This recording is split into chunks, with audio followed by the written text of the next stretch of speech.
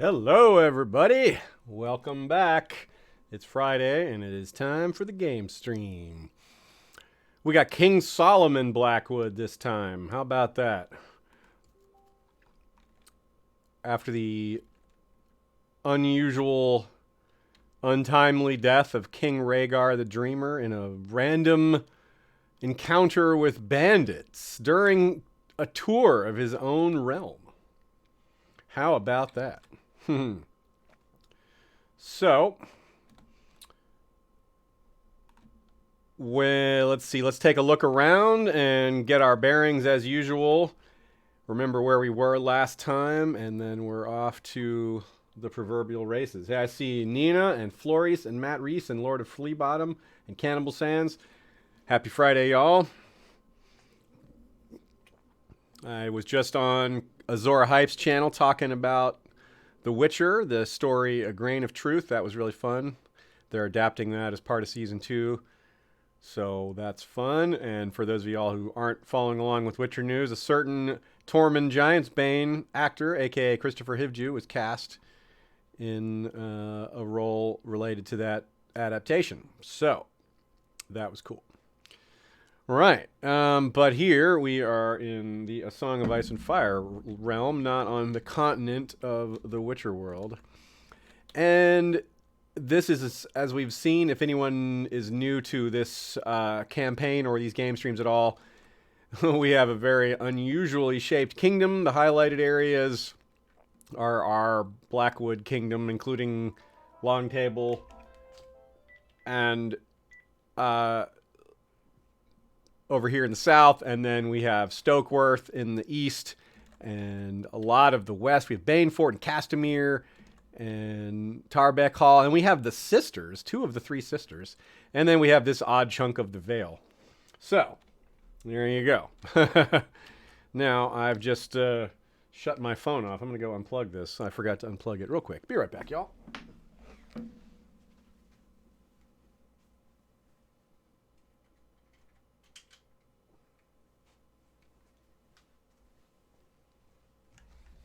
Okay. Disconnected.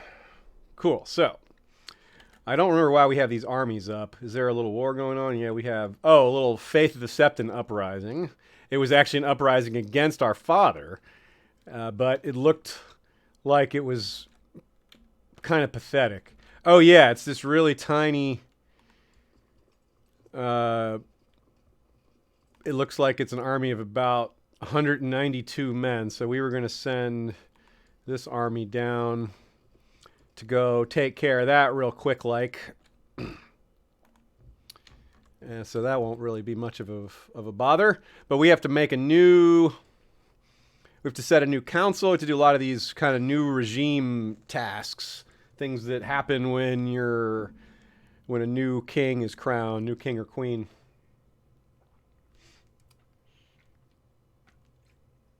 Yeah, as Nina is saying in the chat there's some historical precedent in the real world for kingdoms like this.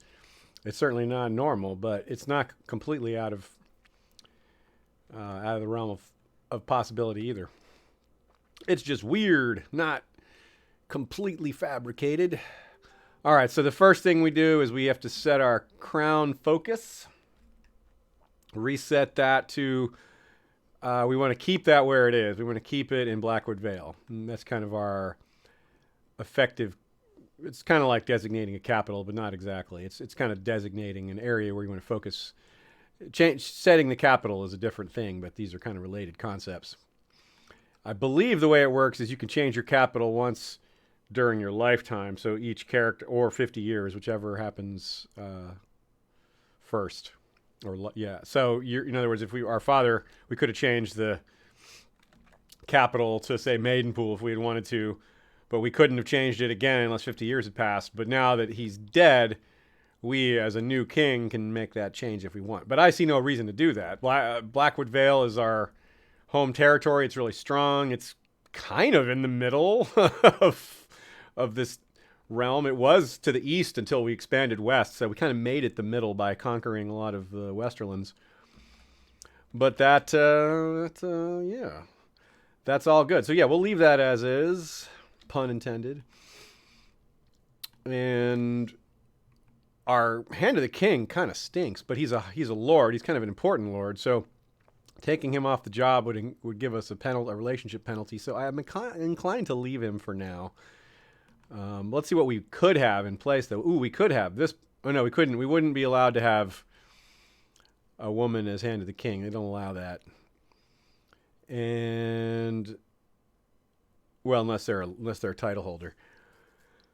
But this is our mother too, so this is cool. We can make her our master of coin. She'd be great at that. She is the most qualified, and there's no restrictions. So yeah, go to it, Ma. Master at Arms. Domela, our sworn shield, would be a fine choice.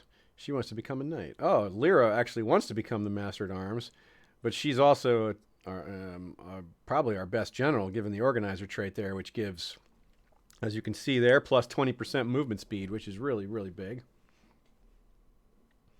Minch Forever says he doesn't think the timer resets anymore on death, so maybe changing capitals is harder. But it's interesting to consider, but a moot point for us since we're not going to change our capital.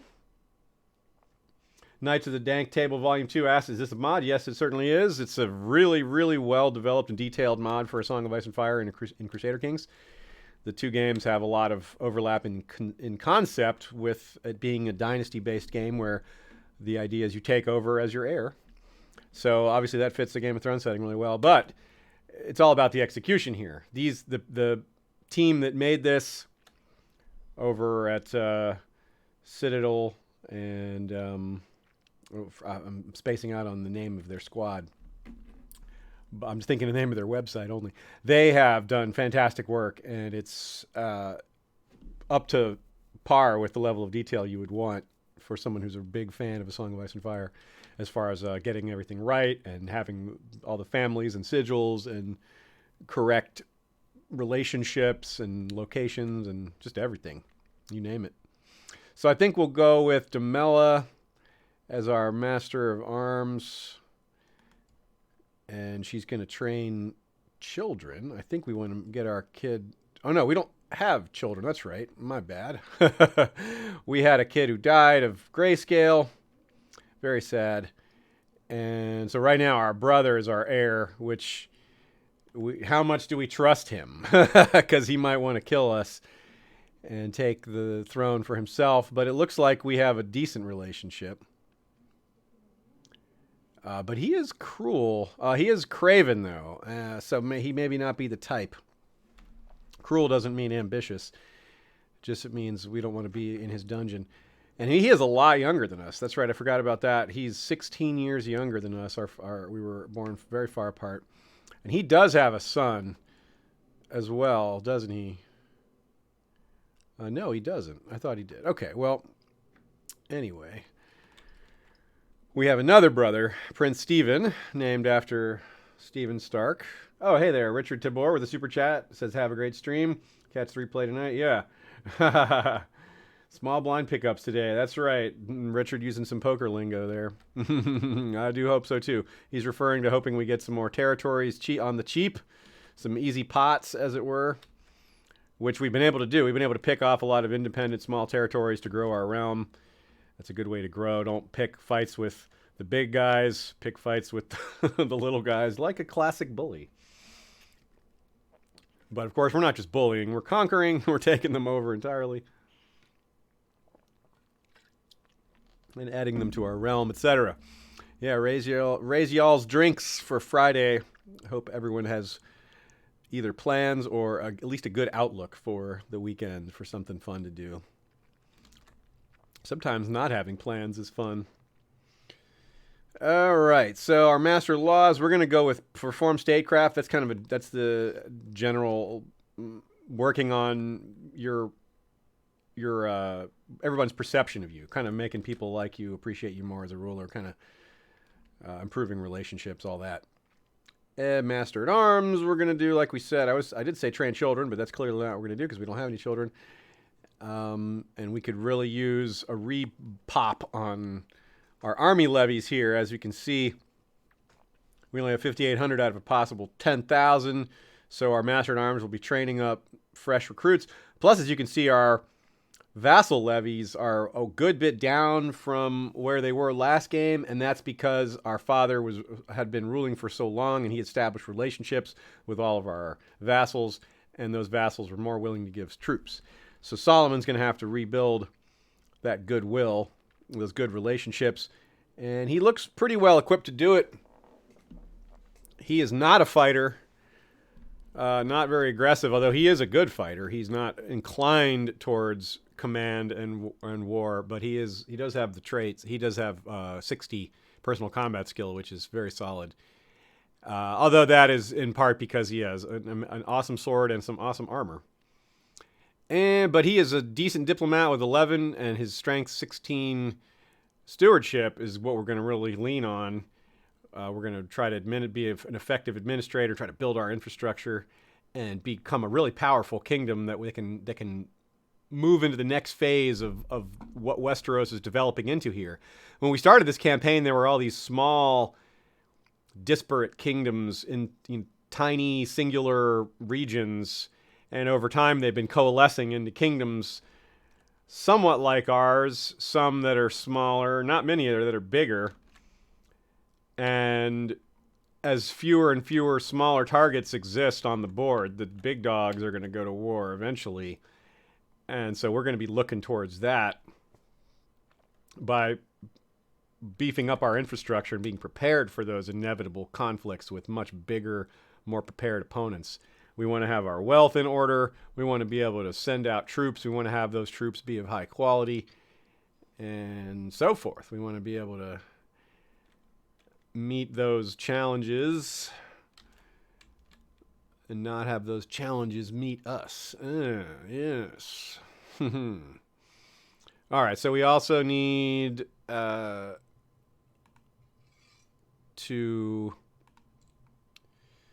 appoint a new maester. That's just the old maester who is quite good. 18 learning trait. That's the one that matters. Look, they're strong too. We have a busty maester.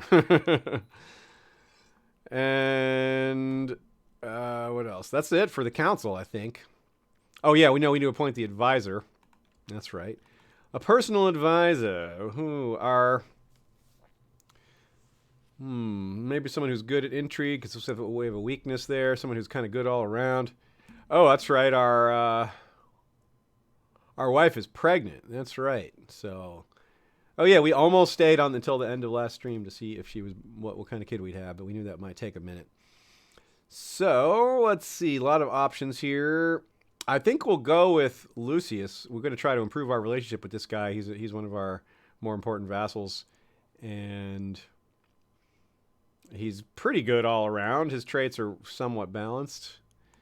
This should help things a bit. He wants to be Master Whisperers, but he's not going to get that, at least not yet. Council's discontent. We'll be waiting that out. Okay, ransom all prisoners. We do have a few prisoners, don't we? Do any of these? None of these are highlighted, which means we can't actually send them. They wouldn't accept the ransom demand at this point. Usually that just means they don't have any money for you. And we need to choose an ambition.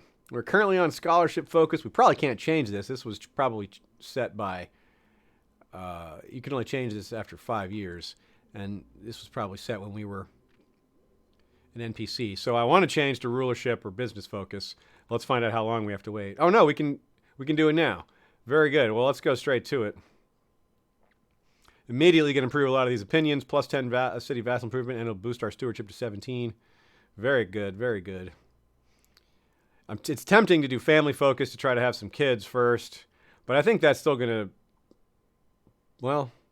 It should take care of itself, and we're not in bad shape. If we have to pass down the throne to our brother, it wouldn't be so bad. He's also the age an elder son might be, given we're 16 years ahead of him. He's 15, we're 31, so... Also, we're in no danger of there not being an eligible Blackwood to inherit. There's a lot of Blackwoods. Actually, let's check to see how many there are. 23 living Blackwoods right now. So... we're fine in that regard. So yeah, let's go straight to the stewardship. I see a lot of y'all are... Minch Forever says I should use improve diplomatic relations more. Statecraft is more about squashing rumors and removing tyranny. Good point. Yes, you know what? That is a good point. So when after 6 months have passed, I'll switch that over. As once you make the call, you can't change it right away. As most of you probably know. All right, so we're going business focus. And ambition will be... Okay, yeah, might as well win this easy war as our first ambition, and then we'll probably go with have a son. Yeah, and I might as well take the low-hanging fruit here. 50 prestige to defeat a 200-person uprising. Yeah, haha, of course, we knew this would happen. The Necronomicon was stolen from our library. That always happens. Whenever you get the Necronomicon, it gets stolen upon your death. It's one of the few items, maybe it's the only item, that you cannot pass down. So we're currently equipped with this bow. We could switch to the sword, but it sounds like the bow is better. The bow is plus 15 instead of plus 10, and monthly prestige plus 15, or 0.15 that is instead of 0.1, and archers plus 15%. We're not going to be leading a lot of troops, but that's nice to have.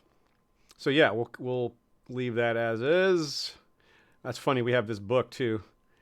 Triumphs and Defeats is a book written by Archmaester Viron. It describes that the claim that the final form of Storm's End was the 7th castle is a clear show of influence by the Andals. Nice. Yeah. All right, so nothing to do about that. Buy Necronomicon.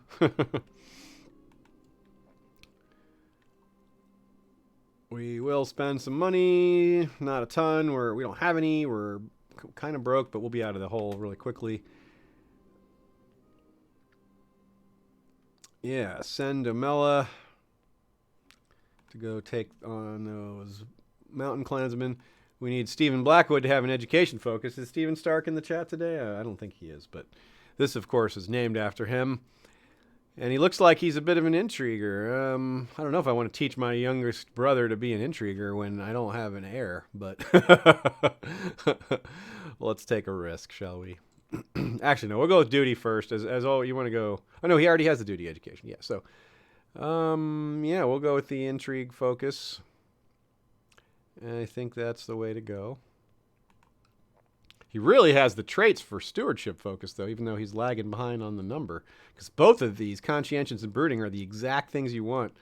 Yeah, let's do that. Plus, it's our focus. Yeah, let's just go with that. What the heck? He's young enough to get that going, turn it around, and he'll get the maybe hit the jackpot with his education trait. He'll hit the brilliant steward, maybe. He'll be our master of coin, or even perhaps our hand of the king. Keep it in the family. Normally I slow things down for war, but this is such a foregone conclusion. We have thousands and thousands of men at our disposal, and this enemy has 200 men. And I'm rounding up. They have like 192. One of the things we're going to be doing for sure is... Oh, they want to be our regent? Okay, sure, you can be the regent. I forgot what I was going to say. More banditries. Oh, we got to spend more money, huh? Well, that's how it goes. How long before now? I do not like sitting in debt, because when you're in debt, you incur the risk of bandit groups forming and thieves guilds, but our income is so high that we're going to be out of the zero in 3 months. So I think we'll go ahead and take the risk, because the interest on loans is horrible.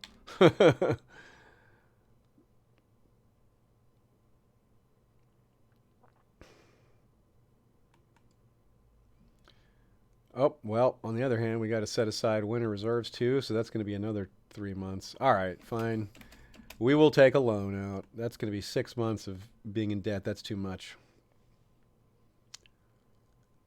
I wish we could take a loan from a vassal, though. That'd be better. Those are better terms. 200 gold on an interest rate of 40%. Ugh. All right. But at least it means we can put some of that spending to good use. We can go ahead and commission the sepulcher right away. because this is going to give us a significant boost on our prestige, and that's going to which is going to in turn give us a nice boost to our relationships, which, as we've can see, are always at their most difficult when you're first taking over as king. So we will try to mute that disadvantage. Now who's died? Marianne Blackwood. Okay. Marianne the Mad. Oh, yeah. She was pretty helpful, but the old gonorrhea lunatic combo, those two things do go together. Small private funeral. We're too poor to be spending big. Now, where is this peasant uprising at? Where did this guy go? Where is the troops at? Where are Harpshire? Harpshire. There he is. Okay, so he kind of slipped past us because we weren't paying much attention. But we'll catch him. And his 192 men.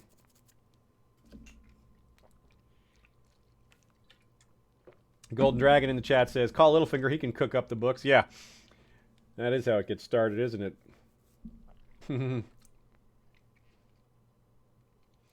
Rudy suggests just saving up to pay for that loan off right away, knocking that debt out as quick as possible. I agree. We'll try not to. It's awful no matter what, but we can make it less. Oh, look at that! Someone else is going to handle the revolt for us. That's funny. An NPC army slaughtered the Septon uprising for us, so we weren't needed to put down our own uprising. Well, that's that. Now we're at peace. So we're going to do the tour that our father was killed on. Of course, the tour itself didn't have that much to do with why he was killed. But it did generate the random event that let that happen. Okay, so this Septon, clearly we're going to send this guy to the wall, right? I mean... Oh, he died. Okay. Well then, nope, we weren't going to send his body to the wall.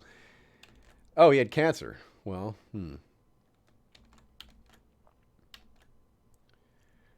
All right, let's see. We got to put these armies away. And not being at war is nice, even though the war was kind of irrelevant. It puts you in a game state of war, which removes certain options from your decision tree. Your list of available choices is shortened because of the war. All right, so we can do a new ambition. Like we said, we want to have a son. We want to have an heir. I mean, a daughter would be fine, too. It's not like we have control over which we have. It's just inheritance laws prefer boys, although they don't matter. There's no inheritance law at all in play if we only have daughters. It will just be the eldest daughter. We certainly want to see the realm prosper. That gives us the money boost and the prosperity that we're looking for. We're aiming for stewardship. I really want to establish a bank of Blackwood. We have the proper character for that. You need a character with 16 or higher stewardship and 1,000 gold. So we have the first. We do not have anywhere near 1,000 gold, but at 15 a month or whatever, we'll get there pretty fast, especially because we'll be getting some random events that help us along the way. But let's take care of that son business. Make sure we're doing everything we can to make that happen. Why is our wife in hiding? Oh yeah, because she's pregnant already. So we may just knock this out right away. She's already pregnant. She's going to be, it says final months. I don't know what date she got. So anyway, any minute now, we're going to have this kid. We may just get this ambition as quickly as we got this win the war ambition fulfilled. Another low-hanging fruit ambition, perhaps. And if so, then we'll just go straight into the prosperity, I think. We'll go right for it. Things are lining up pretty well here. This character's age is right on the cusp of where we might play this whole session tonight. This character, we have a daughter, Barbara Blackwood. Oh no, I was going to say it's not a big deal that it's not a boy, but this is not a living child at all. It's a stillbirth. Damn. We had a 3-year-old die and now a stillbirth. So far, this is an unhappy marriage in terms of trying to have kids. All right. That's funny. I'm going to leave this The people who tuned in at the beginning of the stream heard the phone ring, and I realized my phone was on, so I went and shut it off. The house phone, that is. The person who was calling was Barbara. So, yeah. I don't know. So we'll go with that name. That's really random. We'll just go with that. Min Forever is asking in the chat, what's the benefit of having a bank exactly? I'm close to it in my gameplay. You know, I don't know. I seriously do not know what the... I've wanted it many times in different gameplays and never had it line up with... I never had the right... Never had 1,000 gold and 16 stewardship at the same time. And but I have to think it's really good. I have to think you give loans and things like that. It seems like being a banker would be a good thing for a kingdom, like having that in your pocket. I don't know. I imagine the benefits are good, but I don't know what they are. So we're going to learn together, probably with this character.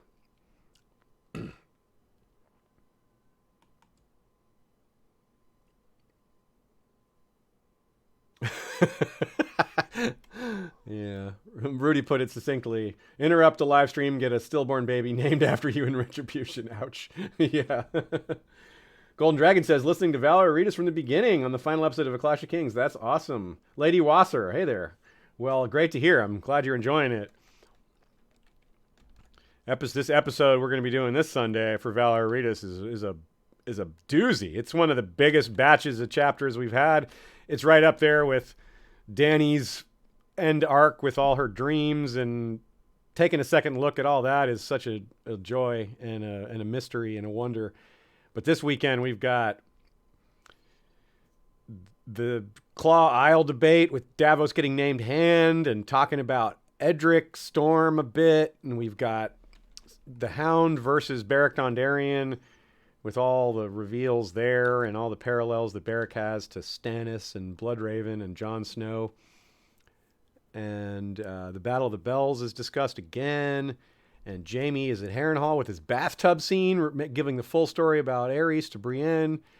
It's really quite a batch of chapters. So I'll see a lot of you guys on Sunday. But for now, we're taking it easy with the gaming. Maester Gerald says provincial apothecaries. That sounds great. Provincial apothecaries. The health of our subjects would improve significantly. We would like to invest in the health of our subjects. Well, there goes the money that we built up right away, but that's okay. This seems like this will be very useful. I almost said boostful. I guess it's boostful also. Gareth Yellowbrook. He's our... Oh, that's Drythroat. Drythroat, what happened to your last wife? Oh, yeah, she died of gonorrhea. I forgot. Oh, and he got the gonorrhea, too. We married Marianne the Mad to Gareth Drythroat, and he got her gonorrhea, and thus the lunacy that comes with it. And he wants to get married again? We're going to not do that. You can get married if you please. If you can find someone to marry you, go ahead, but it's a bit much. To force someone to marry you, like we forced her. Yeah, there he married Moria, our courtier.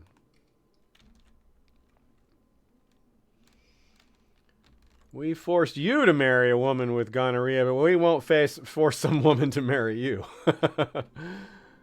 Okay, Lord Quentin Stonyhead. Oh, cool. We can sway Lord Gawain the Black to liking us more by... Yeah. Well, he already likes us a lot. 89. That's cool. We don't love him that much, though.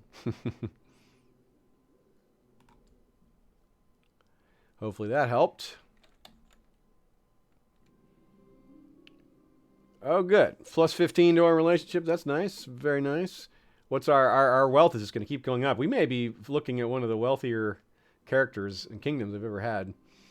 Certainly, maybe not in the history of me playing this game, but in the terms of the game stream, in terms of the different characters we've done as YouTube games or on Twitch when we did that before. So that's cool. We can do things that we haven't done before. For example, the bank I keep talking about. But we got to pay off that loan and do a few other things. Oh, there's a super chat from Here Be Dragons. Hey there, Steven. He says, Obligatory Shea is the best. Love the latest collab with Radio Westeros. Already listened to it twice. All you non-patrons are jealous. Yeah, its public release for the Dance of the Dragons episode is tomorrow at around 5 Eastern. We've got the live stream with Tara from Ice and Firecon we're going to do first. And then we'll be releasing the Dance of the Dragons vid after. So that's cool. And Steven, what do you have going for Here Be Dragons on Sunday?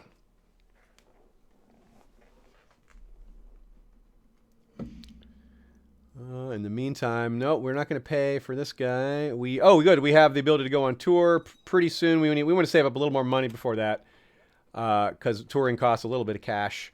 But it's going to boost our relationship with a number of different vassals, which is going to improve our tax revenue. So it will be money well spent. It should pay for itself. It's not a good idea if you're not a decent diplomat. If you're a bad diplomat, if you're like rude or not personable, you will do more harm than good going on touring your vassals.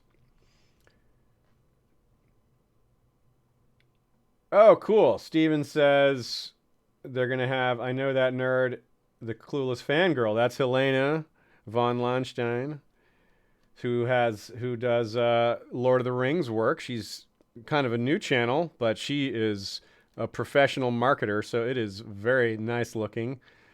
And she is an excellent presenter with a fantabulous accent, I must say.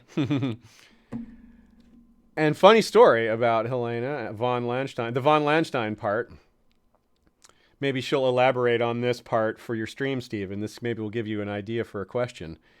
So I was playing this game a couple years ago called, what was it called? Hang on, let me check. I got to open my Steam real quick. It was called Legends of Eisenwald. Yeah, Legends of Eisenwald. And in Legends of Eisenwald, it's a historical fiction game set in the, I think, 14th or 15th century in Germany. And you play, guess what family? The von Landsteins. That's your character. You take over as an heir of the von Landstein family, a knight. And I asked her about that. And she's like, yep, that's my family. So, like, she wasn't kidding. She descends from those people. So, make sure to ask her about that. Actual German royalty up in there, or nobility up in there. Well, both, probably.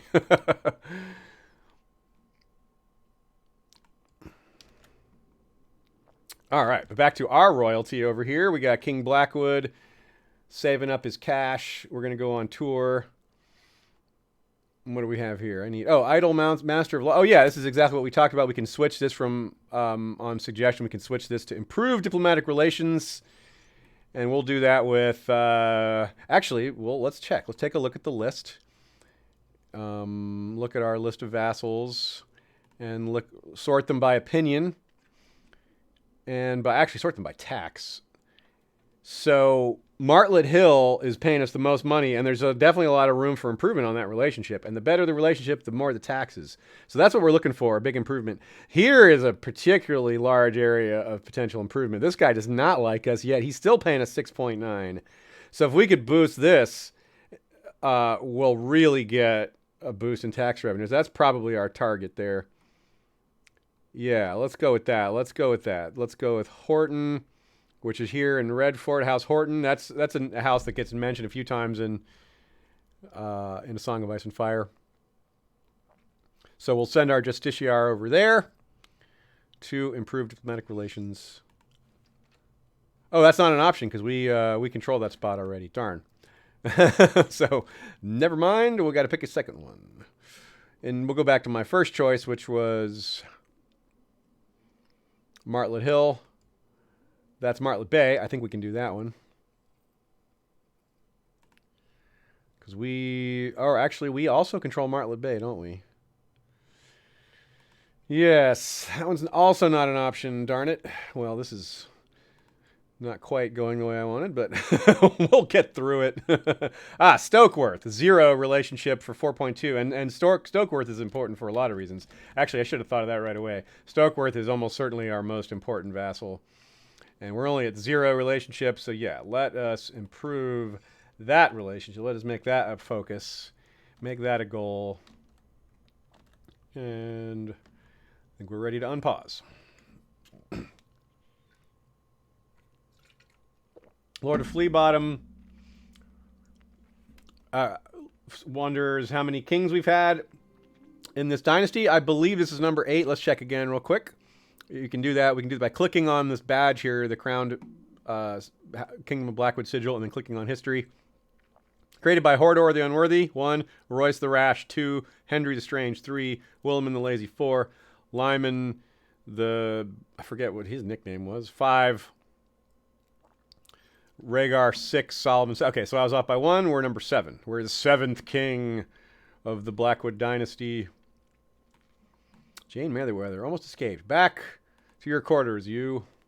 Rudy suggests maybe paying the loan off before going on tour. That's probably a good idea. I don't know what the math is on it, but you might be right. That might be smarter. Yeah, that's probably what we'll do. We'll see how the money rolls in, and yeah, I guess that's probably a good idea. Sure, Jane Merriweather. Yeah. Let's check again about the ransoms. Any ransoms available for us? Let's try that again.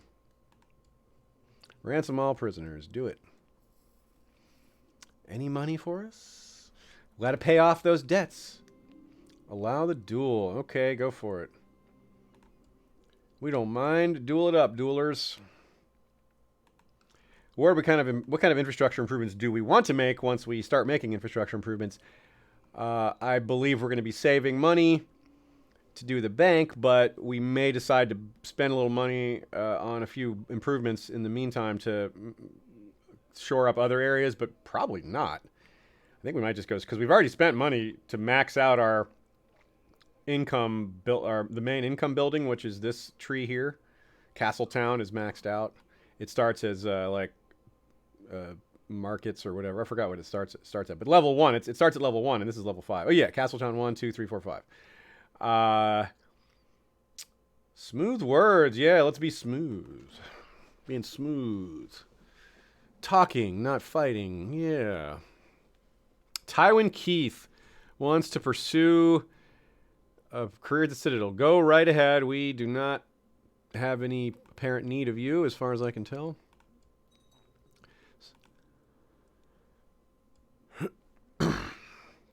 Well, I hope we're... Oh, yeah. So how is our relationship with our wife? She likes us. We do not like her all that much, unfortunately.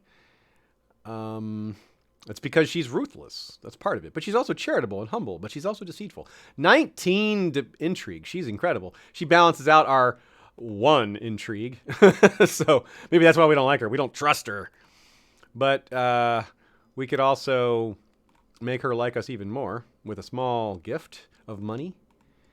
Now she's up to 76. That should help us with the old having kids thing. We do want to have an heir. We are so far the opposite of our famous forebears who had the first king. For people who didn't see the earlier streams, the king who founded this dynasty had 10 children. The first 9 were boys, and then the 10th was a girl, and she was the biggest of them. Funny. And then the son who took over was the eldest. There was nothing strange about the way the inheritance went. So it was the eldest son took over, and he had, I think, 9 kids. So we started off with a lot of branches on this tree, but that pace, of course, was not sustained.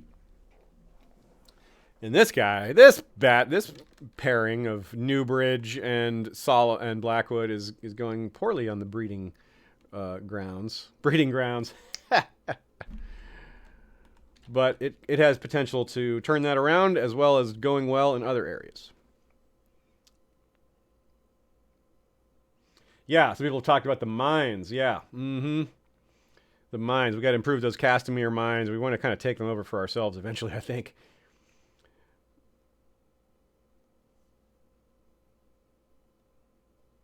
Mark Brandon suggests imprisoning nobles during war or from plotting, and then ransoming them back. A lot of times you can get like 50, 70, or even sometimes even more for those ransoms. A lot of times it's only 25, but it's a decent chunk.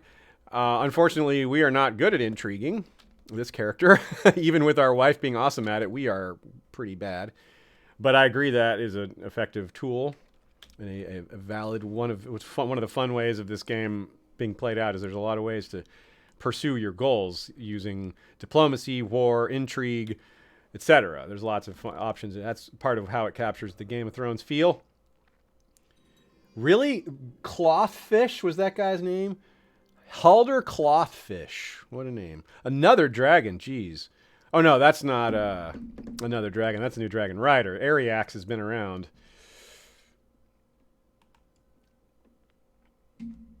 Patrick Dean says the easiest way to get money and stuff is through the console commands. That's right. That's using the cheat codes. That is definitely true.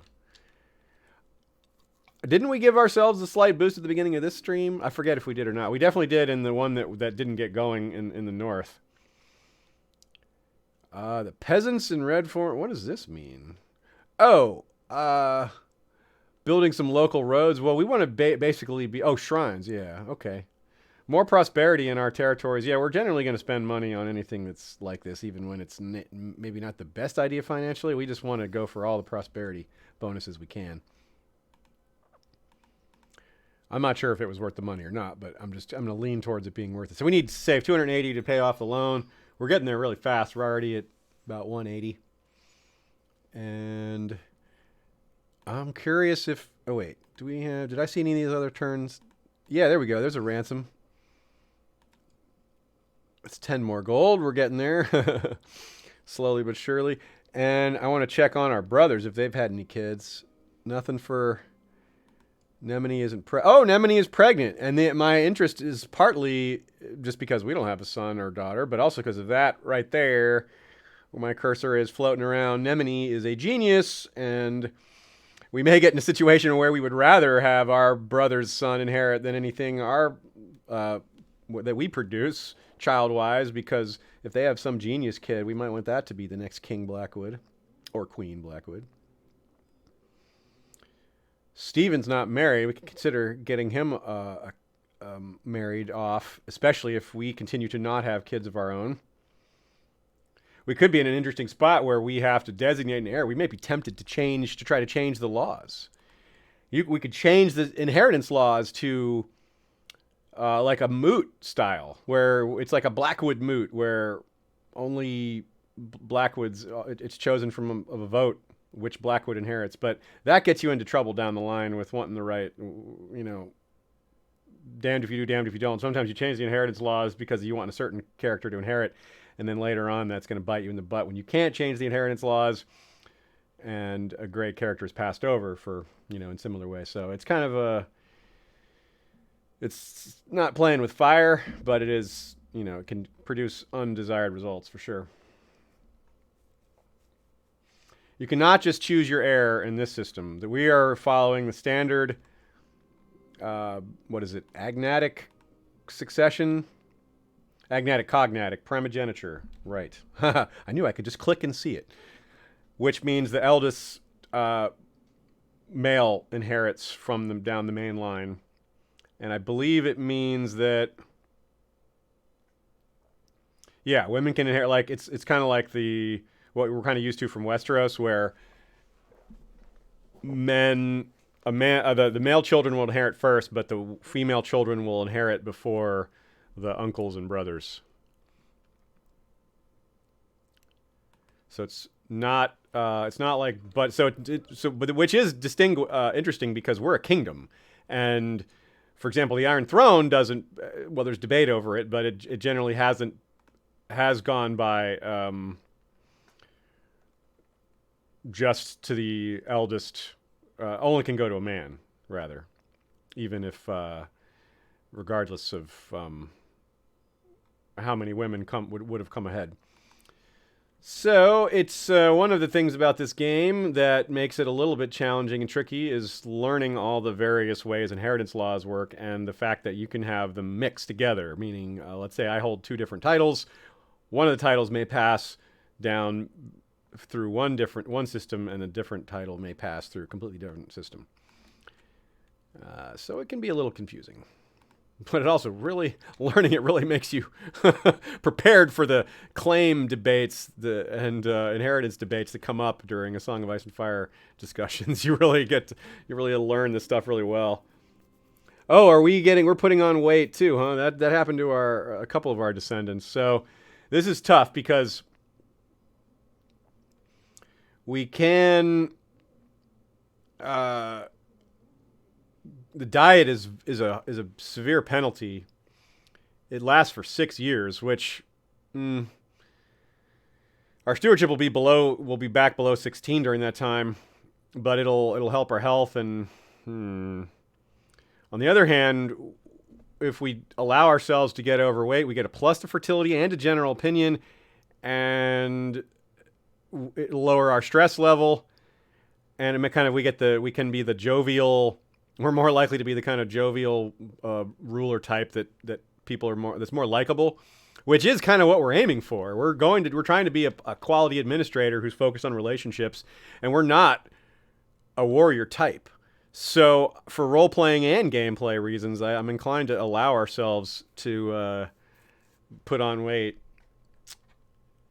Yeah, let's do it. It runs in the family too. Oh, the wife is not happy with this. Okay, well, she's still gonna like us even if we. Yep, our decision is final. I'm not too worried about it because the decision is. All we've done is added a burden of -15 for 5 years when she's already a 70. So we can handle that. This basically cancels out the gift we just gave her. Hey, it looks like you chatters agree.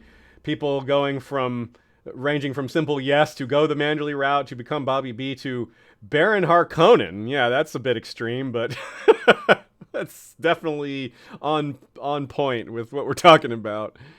I don't think I'll be able to fly around with a little mini gravity-defying device, though. A Laura Targaryen's dragon Velos has built a lair at Crow's Nest. Okay, well. Crow's Nest. We were thinking of conquering Crow's Nest eventually, I think. But we shan't be doing that anytime soon anyway. Oh, there we go. Our wife is pregnant. Let's see if we can have a child. Third time's the charm, maybe? Jeez. All right. How's that? How's this going? She's still pregnant here. No kid yet for Nemini. 248, trucking along with our income. Yeah, it has gone up slightly. I was rounding up to say we were getting 15 a month. It was more like 14.8. Now it's 15.2. So we've almost gone up a half a point per month. Most of that is just our growing relationship. The penalty, there's a standard penalty of new ruler, and that's slowly falling off. And our prestige is growing, so that's, multiple things are going in the right direction.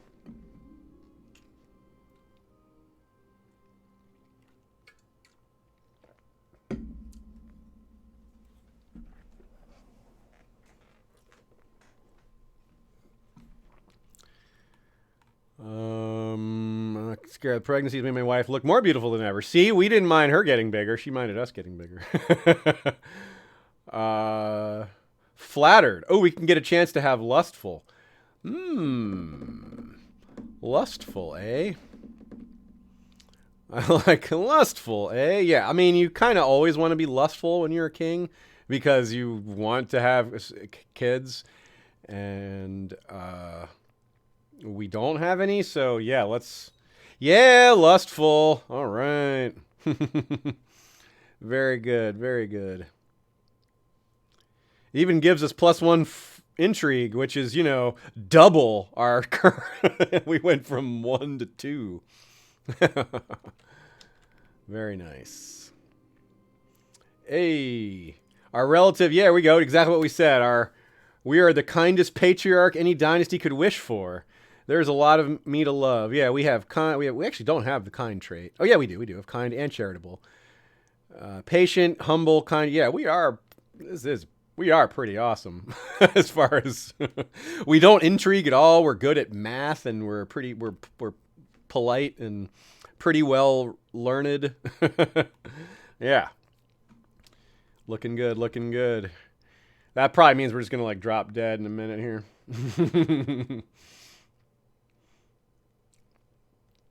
We gotta throw the occasional feast to be in character, but we gotta take care of our debts and stuff first. Repay loan. There it is. Take care of that. Boom. All right, done.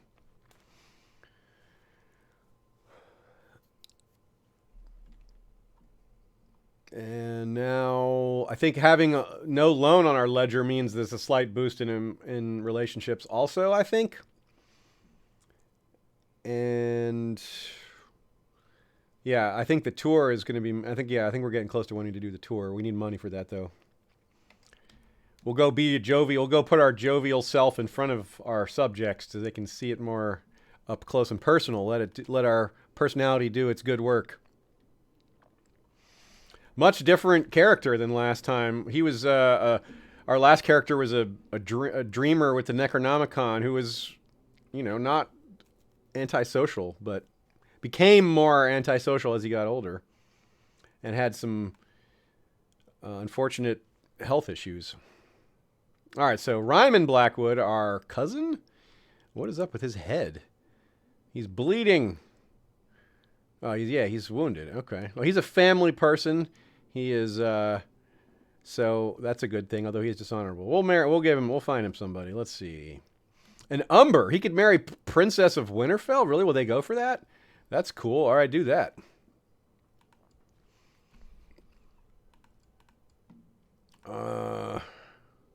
They still not had their kid? Oh, no!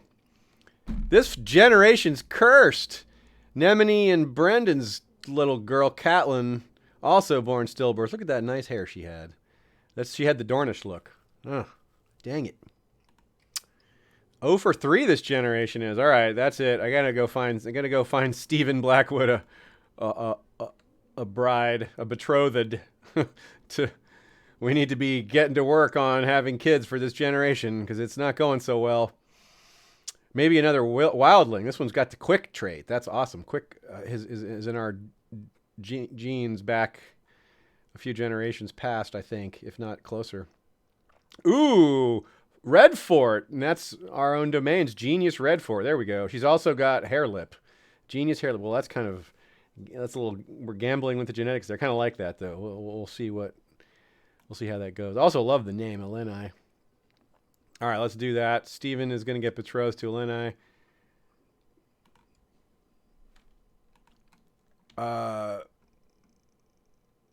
The suggestion, Dennis Blackwood. Wait, where'd he come from? Oh, that's our new kid. That was quicker than I thought it would be. Is he... Oh my goodness, he's quick. Wow. Our heir is quick. He's also not going to be named Dennis. But he has the Dornish look, and he's quick. That's awesome. And he's got the black hair, so he's got the black hair that we love to see with the Blackwoods. And he's got the Dornish skin tone, which is cool because it's different. And we love the Dornish. And he's got wildling blood, too, so he's like a Dornish wildling Blackwood. That's cool. And he's, perhaps most importantly, he's got the quick trait, which is, as you can see, +3 to all his starting traits. That is awesome. Yeah! It was almost worth losing these other ones for to have this in game terms. We can say that. So, what about our name? We want to have a good... Did we ever have quick on one of our prior characters? Lyman wasn't quick, was he? No, he didn't have any of the genetic traits. Williman didn't have any genetic traits, but he was also overweight. Hendry, no genetic traits. Royce... Yeah, famously, our starting character, Hordor, had several interesting traits, and none of them passed down except to his daughter. Oh, he had 11 kids, not 10, that's right. And she inherited the giant trait. And then she married Lord Edgar the Cruel, who Lady Paramount Belessa the Hunter of Martell, who passed down to her children. Whoa, that's not what two of her children became High Septons. That's wild. Ha! High Septon number 34 and High Septon number 33. Back-to-back High Septons from the Martell family in this generation. That's crazy. Anyway, back to naming. So we didn't have a quick. There's no quick in our entire family history that I saw, unless I missed it, and I really don't think I missed it because there's only 7. So we can. We'll have to go a different direction with that naming then. Maybe we'll just pick the one we most are similar to. Royce the Rash, Hendry the Strange, Williman the. We don't want to be named after Williman the Lazy. That's not the character you want to embody exactly.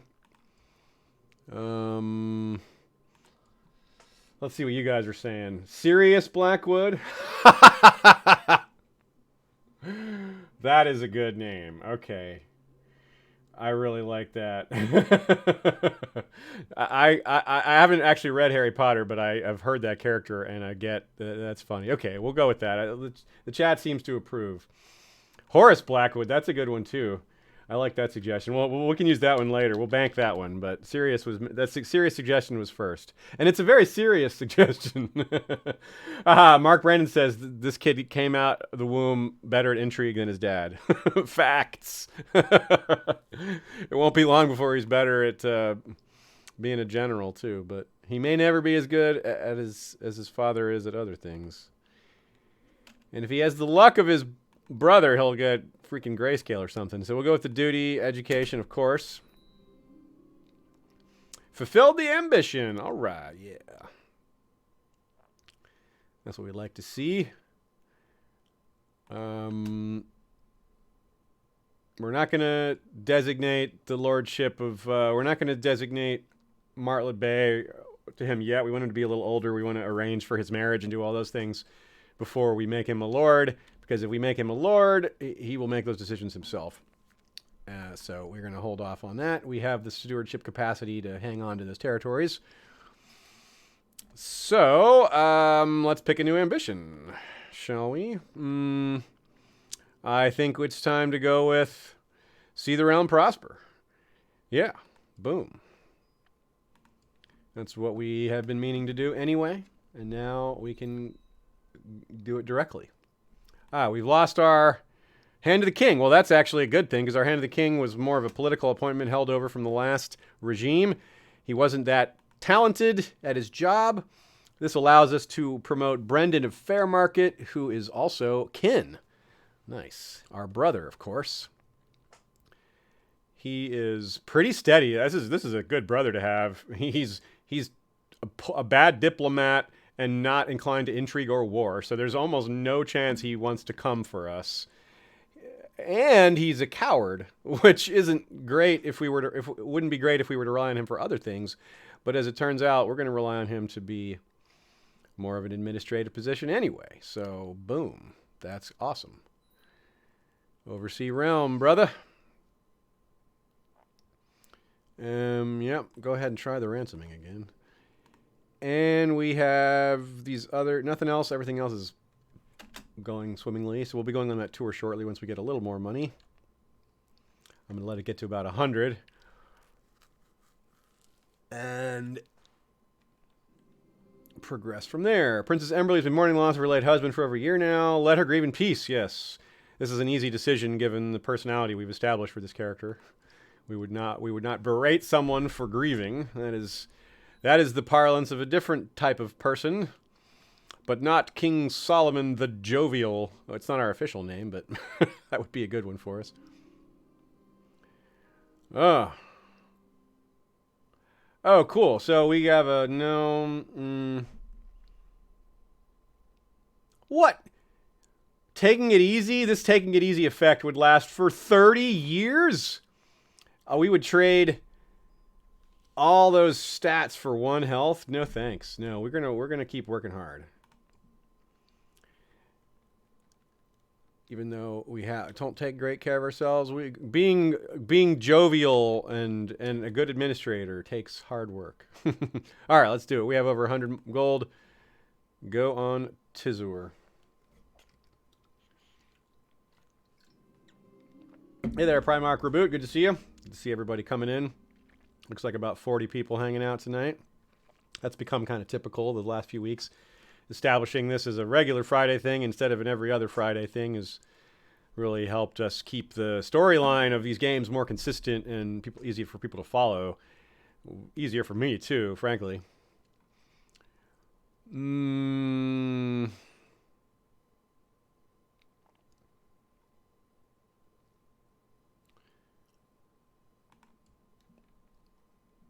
Yes. Grover. Grover. Cool. Better friendship there with him. That's nice. Grover Berwick. What a name. What else do we have going on? Let's see. We're not going to do a feast. We're trying to save up. We're about to go on tour also. Wait, it didn't actually happen. No. Click. There we go. Royal Progress. A long tour. But not a huge entourage. Small entourage. Maybe we should have a decent entourage. You know, the -2 vassals is kind of is a little bit of a negative. But last time, the small group of retainers, traveling with a small group of retainers is probably why we died. I mean, it was mostly about a 7% chance hitting, which is really unlikely, obviously. But I think if we had this size entourage, it would have been a 0% chance. And hey, let's see. Let's see if we have different random events by doing it this way. And it's not much of a cost. This vassal -2 opinion is only 1 year long, so it's really not much of a penalty.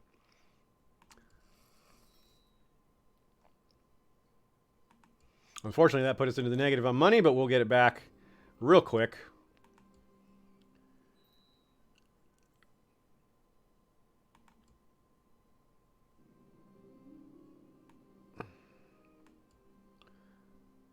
Well, it looks like we lost. It looks like having us not in charge is making our regency less effective, but that's okay. We can sweat that. All right. So, do we have a choice on where to go yet? Do we get to pick yet? We'll first go to. There we go. Yep. Head all the way to Tarbeck Hall. Head west. Start west, work our way east.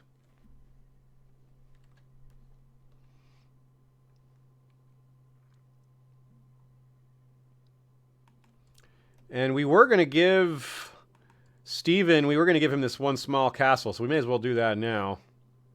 Because we're getting a stewardship bonus or penalty for having too many territories, and that's incurred because we're not directly in charge anymore. So he's betrothed to a red fort. Let's go ahead and do that. Castle of Mudford, this little castle nearby Blackwood Vale. It's a great to be able to have something like this to give to a third son. Oh, I'm sorry, that's not in art. It's not right. Yeah, it's in the Bracken territory too. That's awesome. Well, you got it, son. Get to work, or brother, rather. Lenara Stark wants to get married. An actual Stark here. Yeah, we want to find her someone nice. Keep her married within the region, within our realm. How about this guy? He also wants to get married. Matrilineal? Yeah, keep the Stark name going.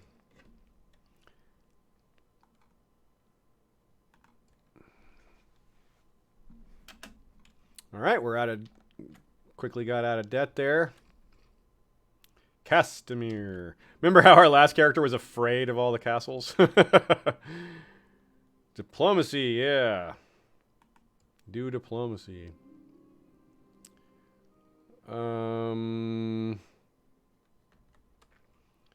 He wants money for this?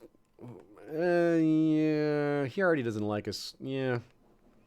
Sorry, dude. Pay up. Insults us. How dare he?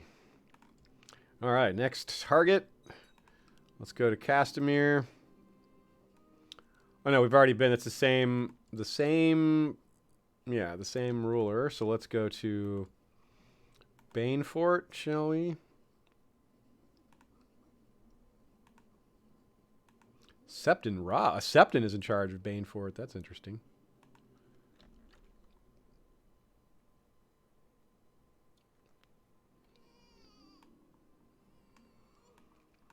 Your Grace, King Solomon, Craftsman. Oh, yes. No, we're not getting involved. Okay, so a daughter was born to Ryman. That's cool. So that's another. Oh, a genius! Wow, that's cool. Very good. Well, let's go with an Alisan then. You got to go with an Allie for the genius Blackwood. Well, I hope this one has a role in our administration. That's okay. So she's the daughter of Queen Branna, a granddaughter of Queen Branna of Winterfell, and Prince Williman, our uncle, who is named for our great grandfather, King William the Lazy. So that's the common thread there of relationship. So we can consider doing a cousin marriage with Sirius and her to get that genius blood in there. I don't think that's too incesty for on game terms, but I'm not exactly sure where those lines are. Not a decision we have to make right now. Our child is only 0 years old, so we don't have to betroth them just yet. Harwin Stark wants to get married. Another Stark wanting permission to get married. Well, we will gladly take care of that. All right, so let's go down here to Stony Sept.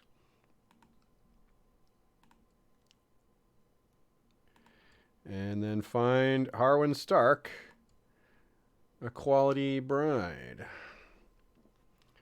Christine, our sister. Oh, wow, we could do a Stark Blackwood marriage. Although we could also, she wants to marry a ruler. A Merryweather, Princess of Riverrun. That's a good one. Do that one. Who died? Oh, our mother. No. No. Poor our Marbrand mother. All right, then. We will give her a funeral. It seems like in character thing to do. And all the lords and ladies of the realm. No, that's a bit much. We'll go with vassals in court. We're jovial, but not that jovial. And we have to replace her as Master of Coin.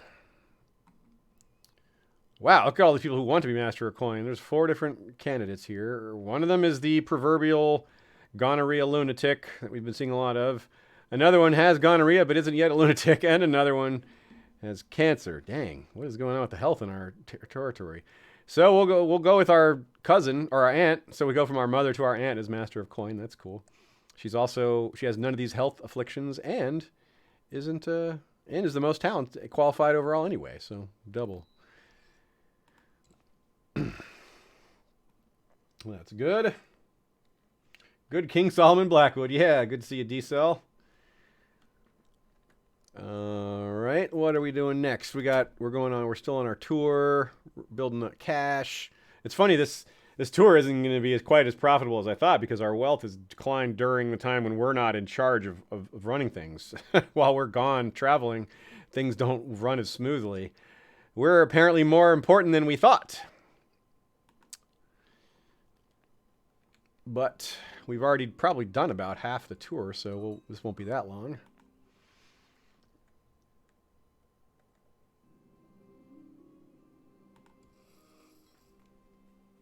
Off to see Benfrey Grey.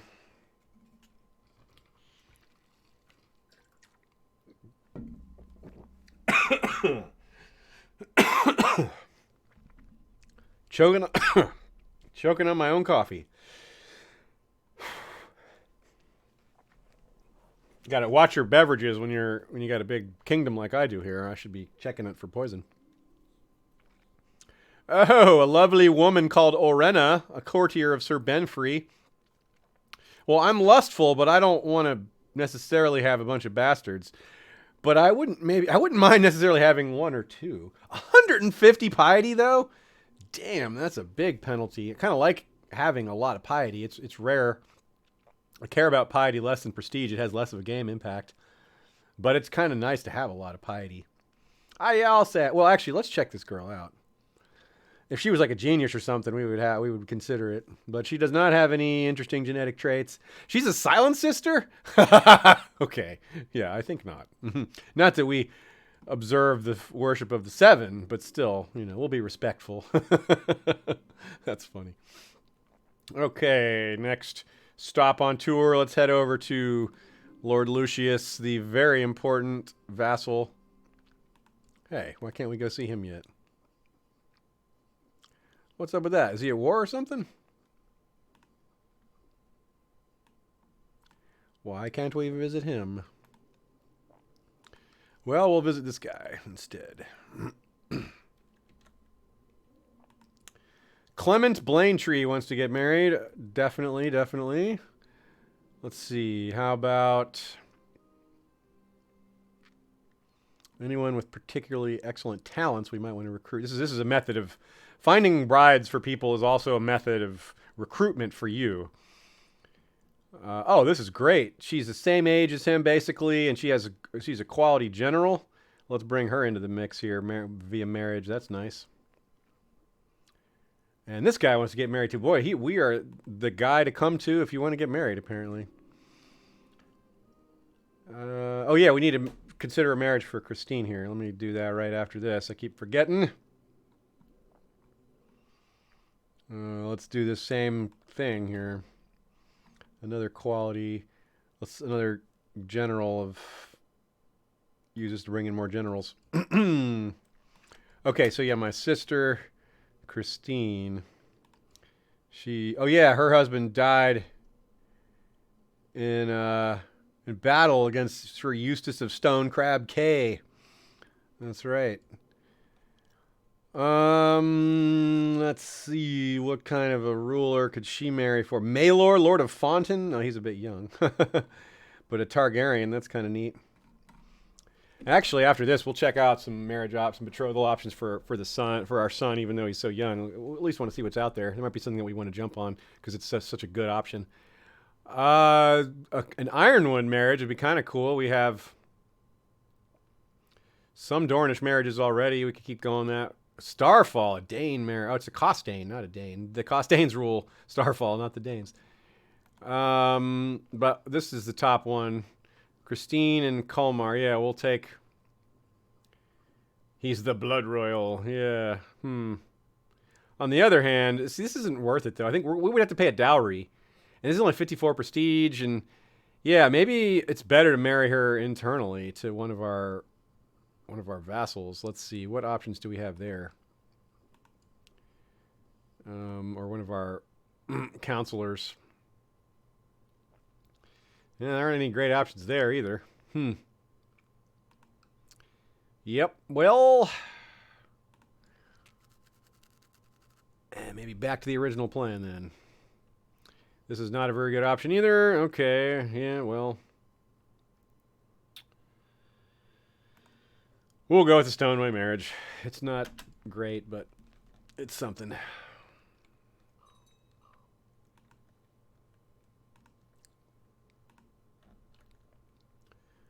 Next stop on our tour rather. Where is that going to be? Ah, yes, more sending out people to deal with bandits. Cool. She did a good job. Good job, Lady Domella. Again, the same problem. Dang it, now we're going to be negative money, but that's okay. We'll get out of it again.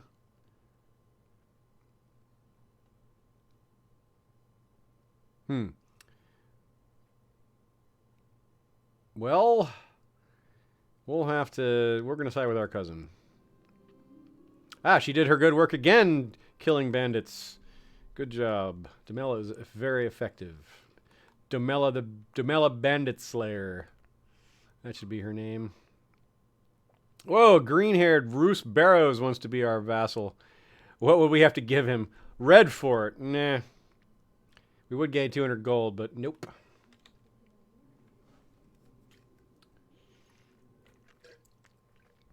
Nude Rock 44 says in his stream his game he was killed by peasants, by random peasants. Yep, that does happen sometimes. I mean, that's kind of what happened to us in the last stream. They weren't rando peasants; they were rando bandits, which is only slightly less embarrassing.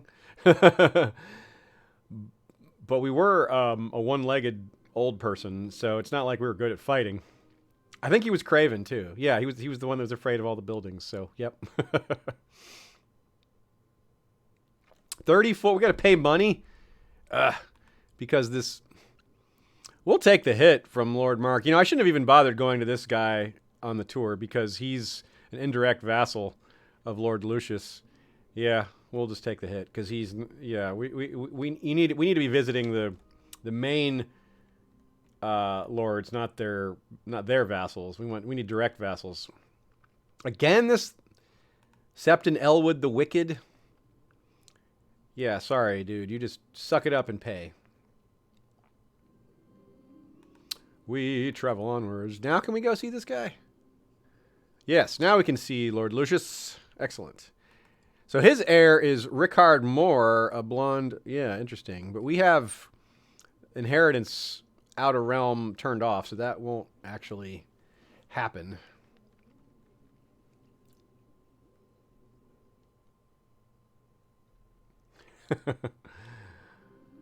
On to see Lucas. Yeah, D-Cell says it right. The one-legged king with the sight and with the green sight and fear for castles, who in the end lost his life to bandits while on tour.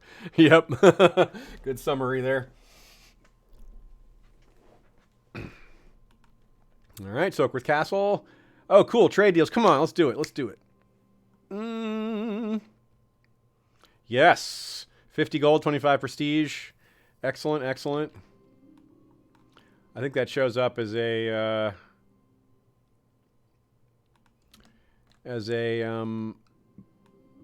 bonus over here, does it?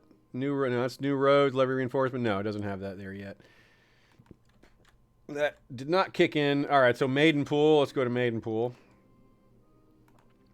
An important stop on our tour. We'll also get in some Vale stops before we're all said and done. Maybe we'll go all the way down to Long Table or north to the Sisters, but I kind of doubt we'll do that.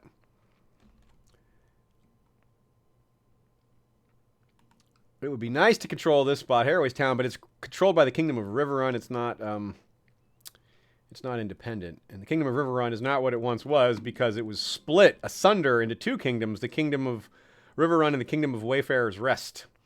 There's a King Vance. Lord Walter of the Empty Pockets?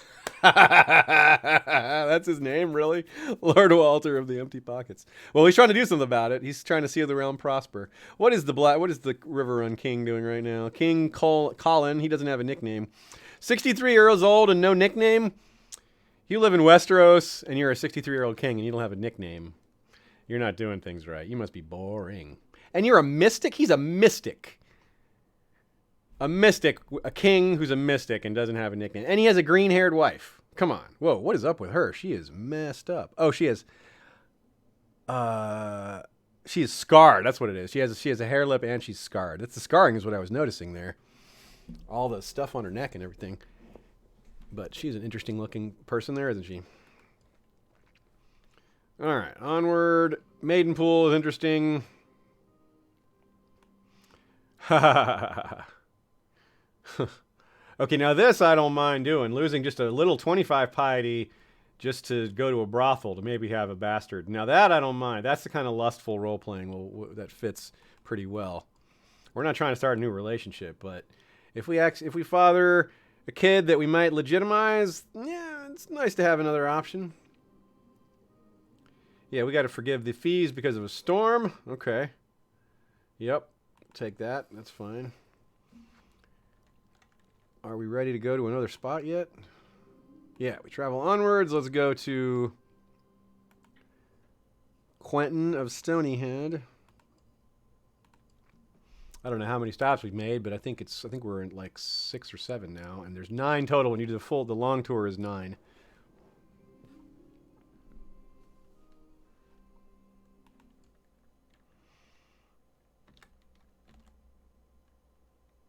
This should be once we finish our tour, we'll go back to making full money again and maybe build some infrastructure or just kind of sit on our cash and try to build it up. I haven't fully decided on that regard yet.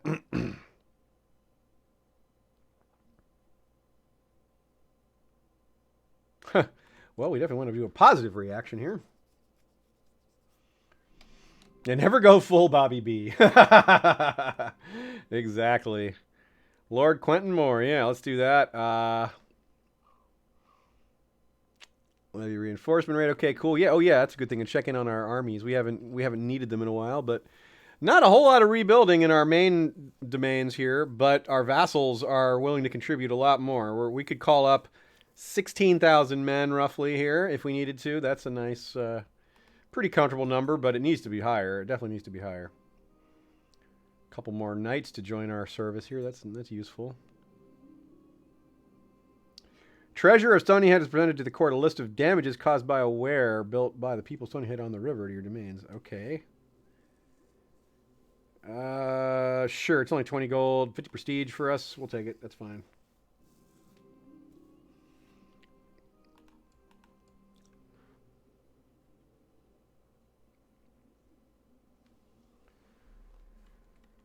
All right, we travel onwards. Next stop, I guess Old Anchor.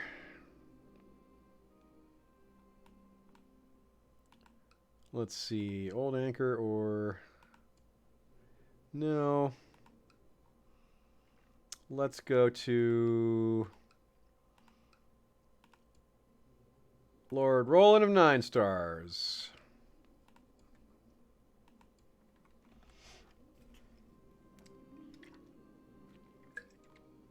And what will happen there? This is a great grave contravention of honor.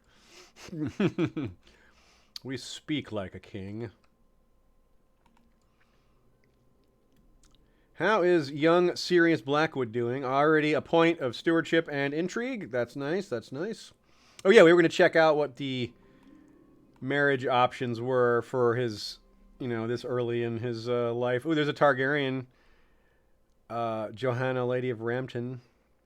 No, she's not. She's in the Targaryen kingdom, not a Targaryen by genetics. Yeah, these aren't great options, it looks like. Let's sort by age to look at the youngest ones who are about the same age as him. Yeah, no, I don't see any genii. Not even a quick or a strong. There's nothing. All right, then. We're definitely going to keep waiting, then.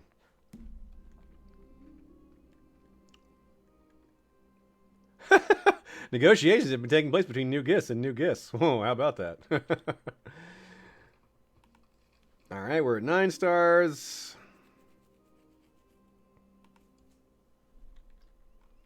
Paying those debts off. We're going to handle those businesses. Okay, so where should we go next? Not Brindlewood. That's got Lord Lucius as its ruler. Man, Lord Lucius just rules all these places for us. We could maybe go to Willowwood or... Yeah, let's go to Fairmarket. Go visit Brendan, our bro. Keep that relationship strong. Every once in a while we need to make sure to check our kingdom and make sure it didn't grow without our knowing it. Let's see. It's nothing. We still don't have anything farther north than the Sisters.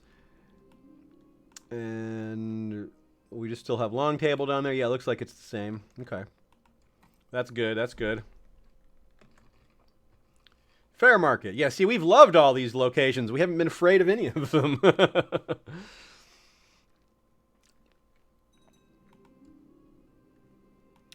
Yes, discuss this calmly. We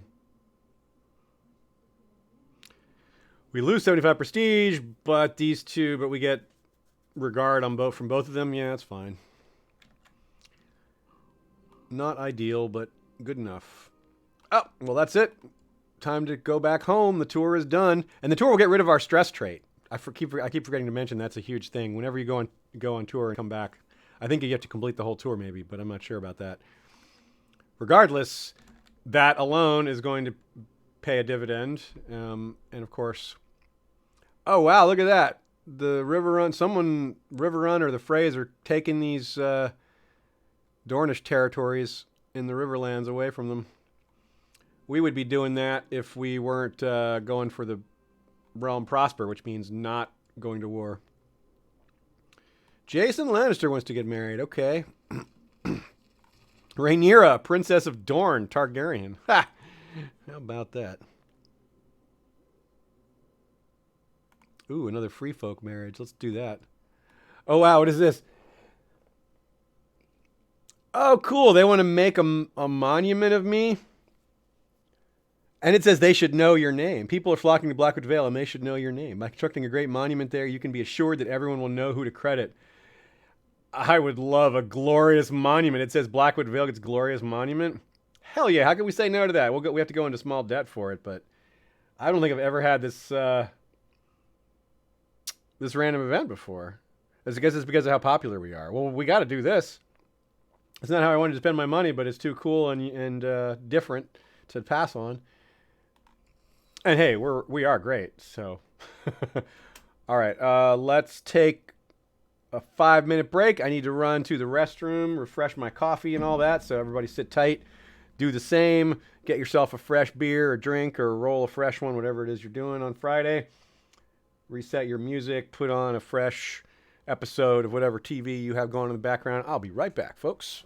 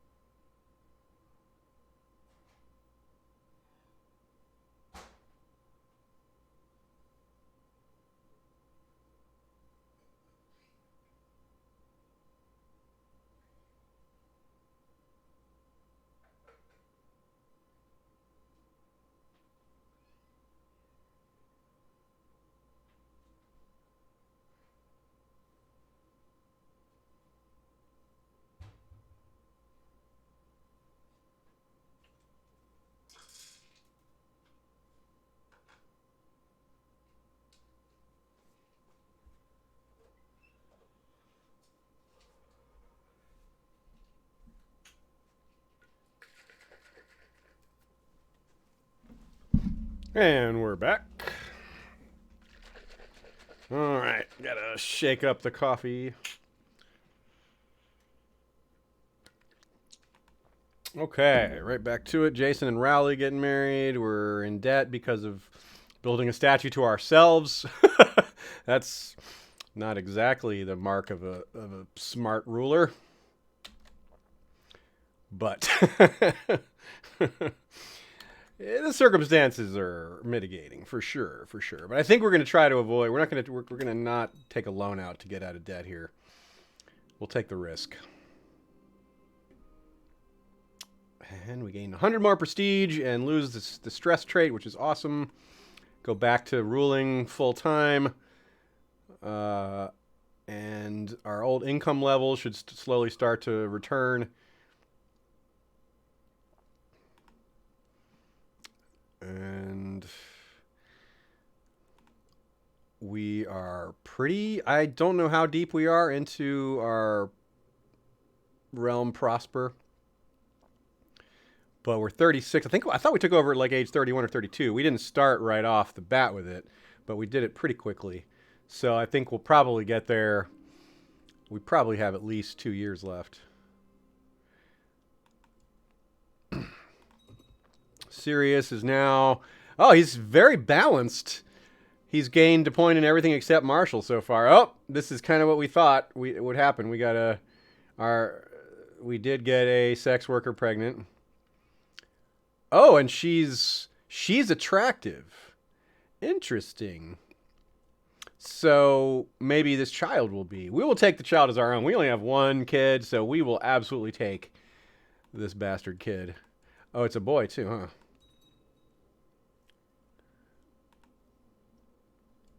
Osmond Rivers. He did not inherit his mom's good looks, unfortunately. But we will teach him about the struggle, huh? No, we'll teach him about... Yeah, we'll teach him the struggle. We'll teach him what the world is going to... How the world is going to treat him. Maybe he'll turn into a good fighter for us. All right, yeah, the money is coming back. Yeah, there we are with our cash flow returning. We're going to see the end of this debt phase pretty fast. No, damn it, it happened. Smuggler's Ring in Martlet Bay. Ha, darn it. That's exactly what I keep harping on and on about is the risk of being in debt. Damn. Well, oh well. Not so bad. It's only in at least it wasn't in Blackwood Vale or something. Martlet Bay could have been a lot worse. And we should be able to get rid of it. I think one of the best ways to get rid of it is I think if you send your... I forget if there's a way to... One of your counselors can do it. I forget if there's a way to do that. Anyway, maybe your chatters can remind me if there is, but...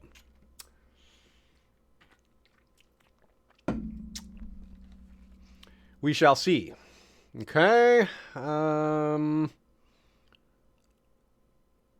Do I? Oh, yeah. I haven't checked on my minor titles in quite a while. This entire stream, I haven't bothered with them. I just slipped my mind. King's Justice. Well, let's see here. Who is an effective... Who's a good King's Justice? I have no idea. Our uncle can be the King's Justice. He's dishonorable already. We'll give him that job. Court Tutor, of course, that's generally going to be the Maester. But, yeah, and I think it maybe should be this time, too. He's very well-rounded and has the 10 learning, but it could be Alicent, our wife. She is really all-around good, except for the stewardship. Yeah, she's charitable. She's got so many good traits. Deceitful and ruthless aren't great traits, but, you know. Yeah, I think we'll go with her. Cupbearer, we'll go with someone with low intrigue and someone kind of passive with low intrigue that's an important vassal. That looks like a perfect opportunity for this guy. Craven, 3 intrigue. He's not going to poison us. High Almoner, we want to make sure we take care of Lord Lucius, so that's a fine title as any. Master of the Hunt. Good opportunity to give something to Daramond, who barely likes us. Master of the Horse. Let's go with Lord of Castamere is the most important lord left on the list here. And some bodyguards. We need bodyguards. Let's see, 55, 75, 40, and 55. The best fighter is the one who's the least loyal, so that's not great. But we're going to go with... Yeah, Laris. We need more people who can fight. I'm gonna invite a few more warrior types to court. Whoops. Search all, join court, yes. Oh, we've got a cat invading the stream here. Everybody say hi to Xerxes. Xerxes favors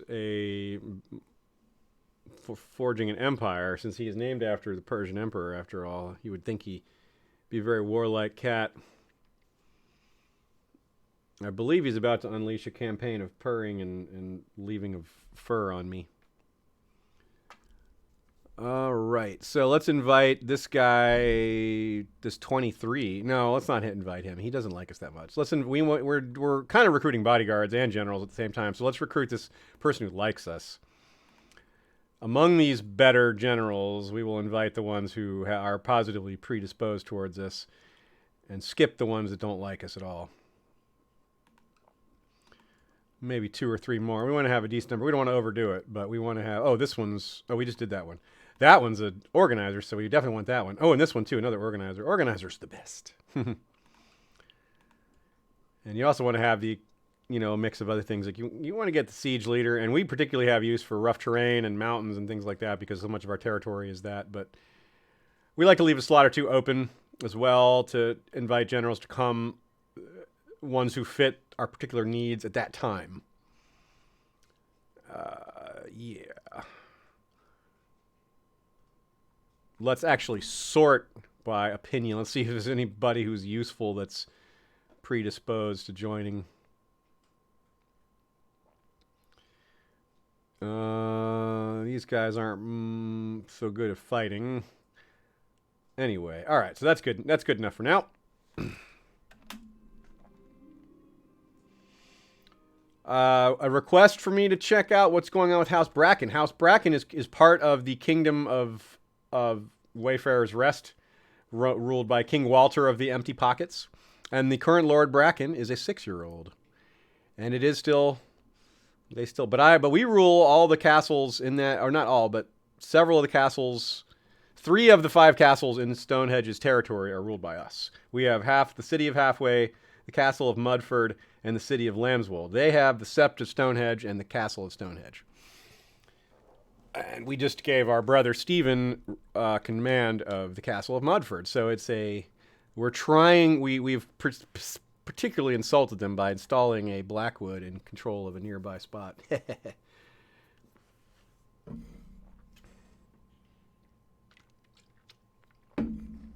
Oh, God, Mark. Good joke. Mark Brandon says his name's Xerxes because he's Persian. Yeah, I would like to say yes. And I will say yes, but I can't take credit for his name. We acquired Xerxes and his brother Casanova, already named.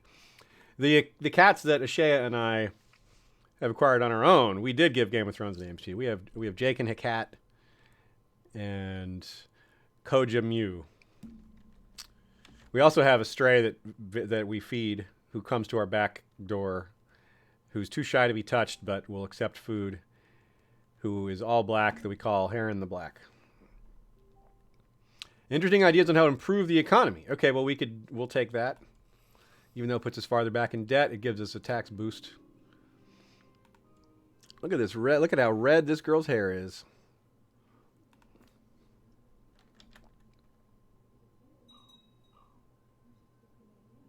Here come the accepted invitations. A rush of our invites are being accepted. We can go ahead and assign the rest of our bodyguards and generals.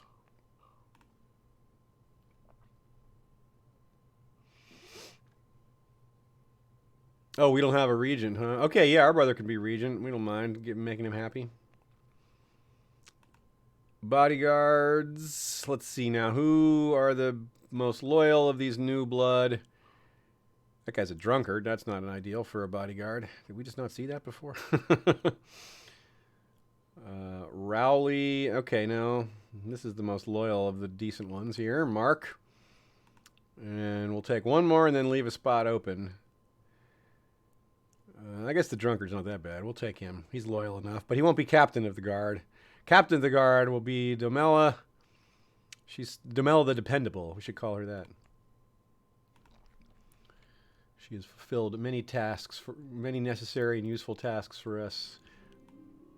Difficult ones, like exterminating bandits and training our soldiers.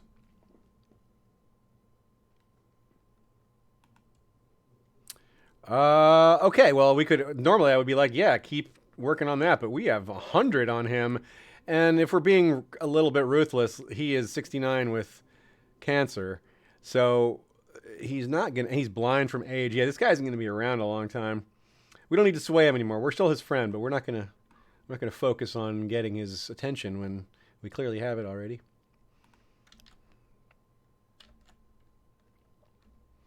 This has been such a different stream than the last one, which is, of course, a big factor of our character. Now, we haven't seen the option to... The bank option hasn't appeared. Of course, we don't have the money for it, but I wonder if it's even... Oh, yeah, there it is. What am I looking at? It's right there. So, yeah, we need to get to 1,000 gold, and that's it. We have all the other qualities, or qualifiers, rather. We're at peace. We're not in a society. Room is available in the world. I don't know what that means, but apparently it's there. Prestige greater than or equal to 500. Yep. All right. Well, we'll just keep trucking away. Now, who died? We lost a counselor. Our spy master. Okay. Well, that is the most perilous of these jobs, save perhaps master at arms if they're used as a general. And we have some good candidates. Daffin, who is one of our lords, actively wants it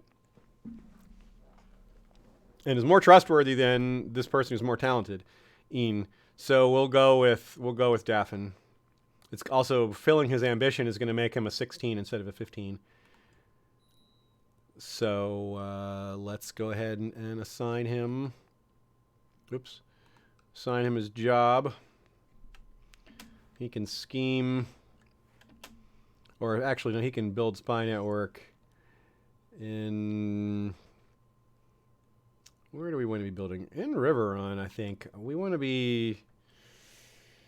We're going to be making a move against them eventually. It's... I mean, their capital is literally next door. I feel like they're the enemy, the nearby kingdom that we most... As much as I'd rather go after the Freys just because of who they are and because they're bisecting our kingdom here, I feel like the capital being next door to us is a thing that matters.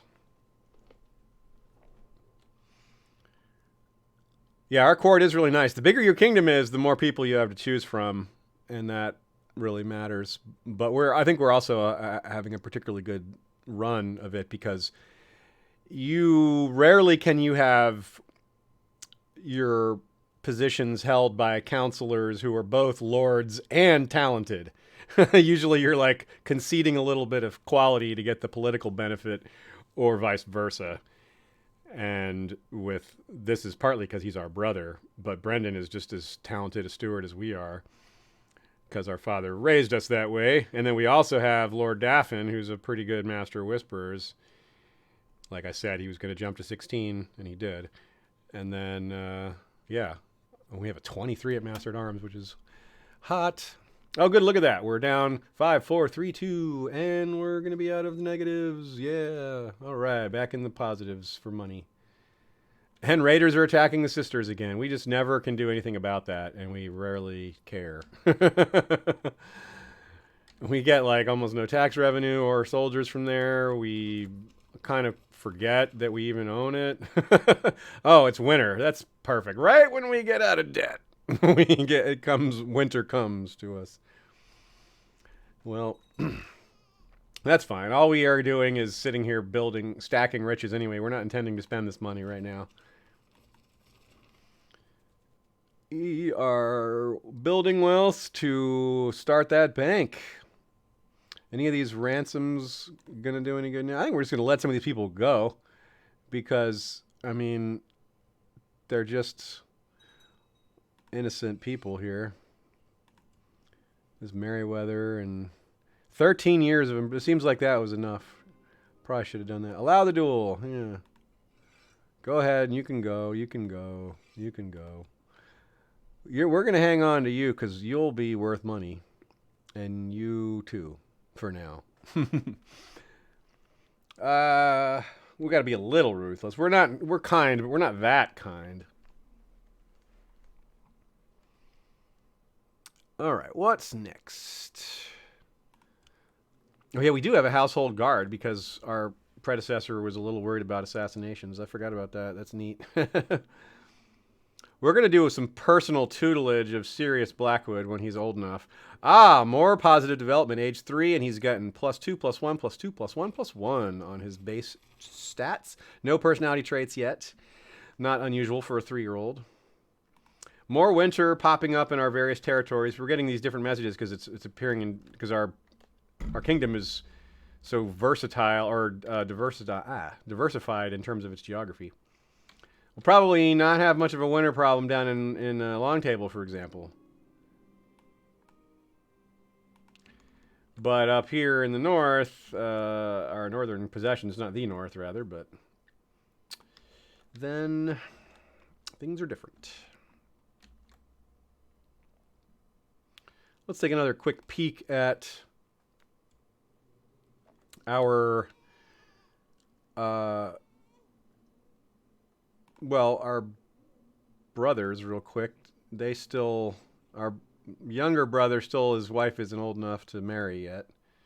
Or I said that wrong, but they're not old enough to get married yet, so of course they don't have any kids.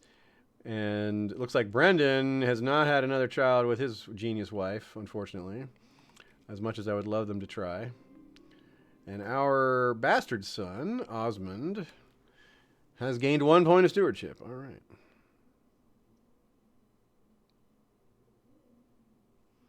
He has apparently gained 1 point of diplomacy too, but being a bastard takes 2 points away. Unfortunately. We could legitimize him, but we're not going to do that at this point. We might do that later. And we're not really hard up for heirs. We just don't have a direct heir. But remember, we have lots of Blackwoods. But it'd be better if we just had another child. Come on, wifey, let's do this.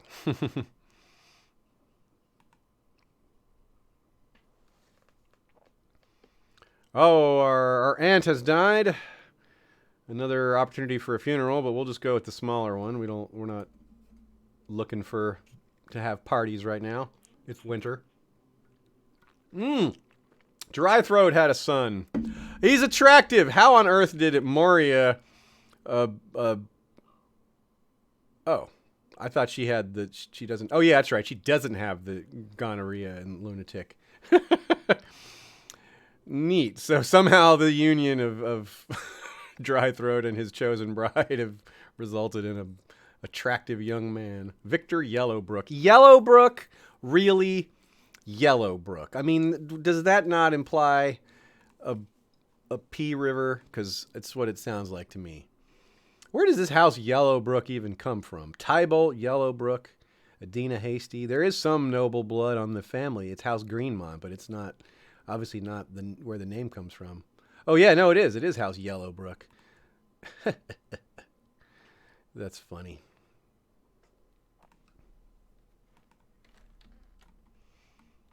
Let's take a peek out at the larger world around us. Looks like Dorn... Oh, my God, we died. Wow. That was very surprising, wasn't it, y'all? Holy shit. Poor health. Why did we have poor health? Did this just being overweight? It didn't seem like we didn't even have stress anymore. Our health had never been better. Wow. All right. Well, that's what happened. And it's right around the time we would normally consider stopping the stream. So I guess we'll take a look around, look at our outlook for next time and call it a night.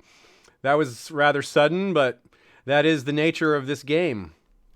So we'll be a child king next time. That's really interesting because we'll have limited decision-making abilities. And we'll be at the mercy of our regent and other things like that. But it gives us the opportunity to have a really long reign starting at age 3. We could potentially have something absurd like a 60-year reign or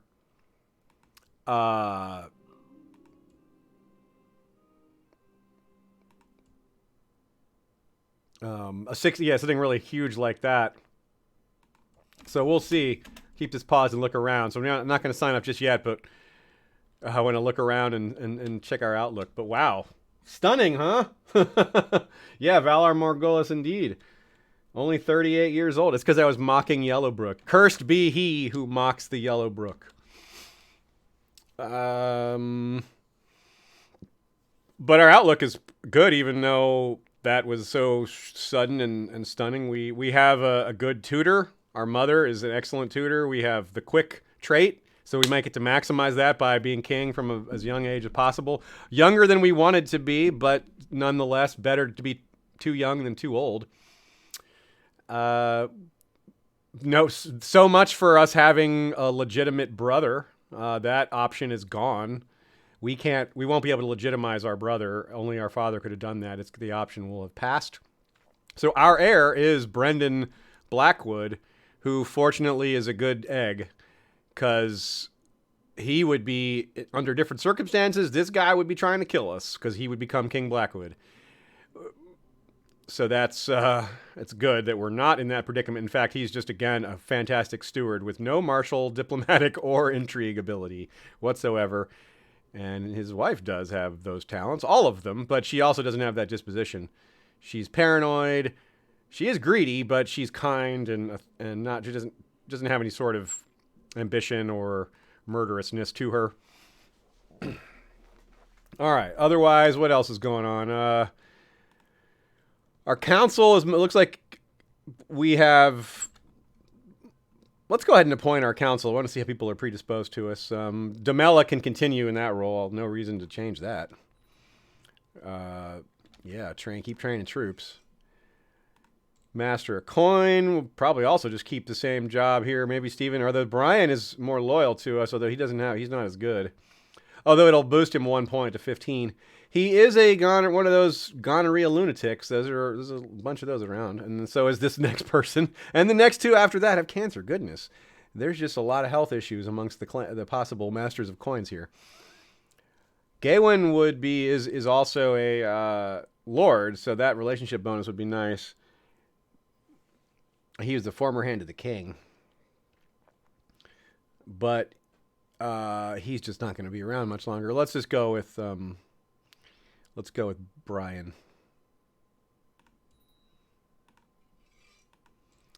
And our maester should be the same guy again. Yeah, there's two maesters here, but we clearly go with the better one. And I guess that's about it for the council stuff. So let's look around again. We're going to inherit the sword, the bow, the book, and the armor, but we can't use any of them until we're older, so they're just going to chill while we age. By starting over as a young character, we'll be able to do the foreign tour if we want. Unfortunately, we didn't get a whole lot of benefit from the tour we did this game because we died so soon after it. But we definitely got some benefit from it. It was probably worth it overall. Our income hasn't dropped off yet. That might be because it hasn't had time to adjust, but it looks like people like us. Even though we're a new king and we're young, I mean, it's green all around so far. There's got to be some people who don't like us.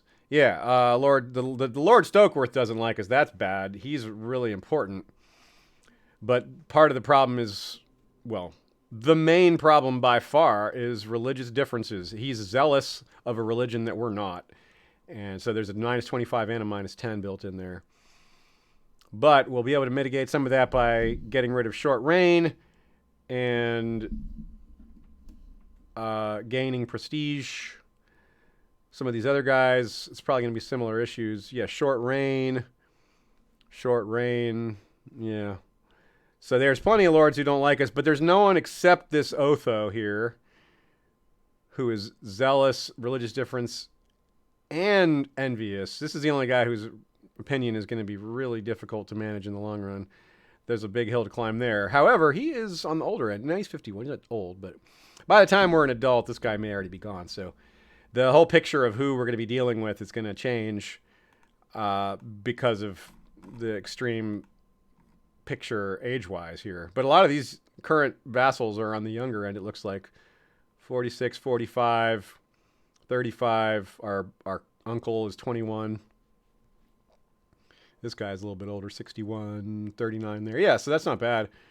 Anything else anyone wants me to look at before we sign off? Any kind of browsing that you guys want me to do? I always like to do that. It's fun, but I can't think of all the possibilities. So I'll give it a minute to see what pops up in the chat here.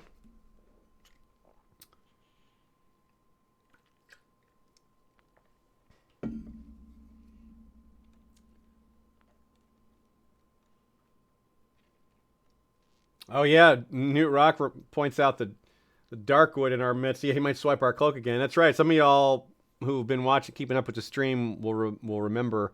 Others didn't see this at all. We started the game with a Raven Feather cloak, which has had a nice little prestige boost and made us a little cooler. But it was lost a few generations ago in just a random event. And we spent money to try to recover it, but that ended up being just more wasted cash. And we haven't had any sort of random event or any option to make anything like it or nothing that recalls that whatsoever. So it's just a distant memory. What do we have here let me look at the history here. How long was Solomon king for there? 6 years only. Yeah. We only played 6 years. Like 6 years and 3 months or 2.5 months. Rhaegar the Dreamer was king for 38 years, which should be the longest.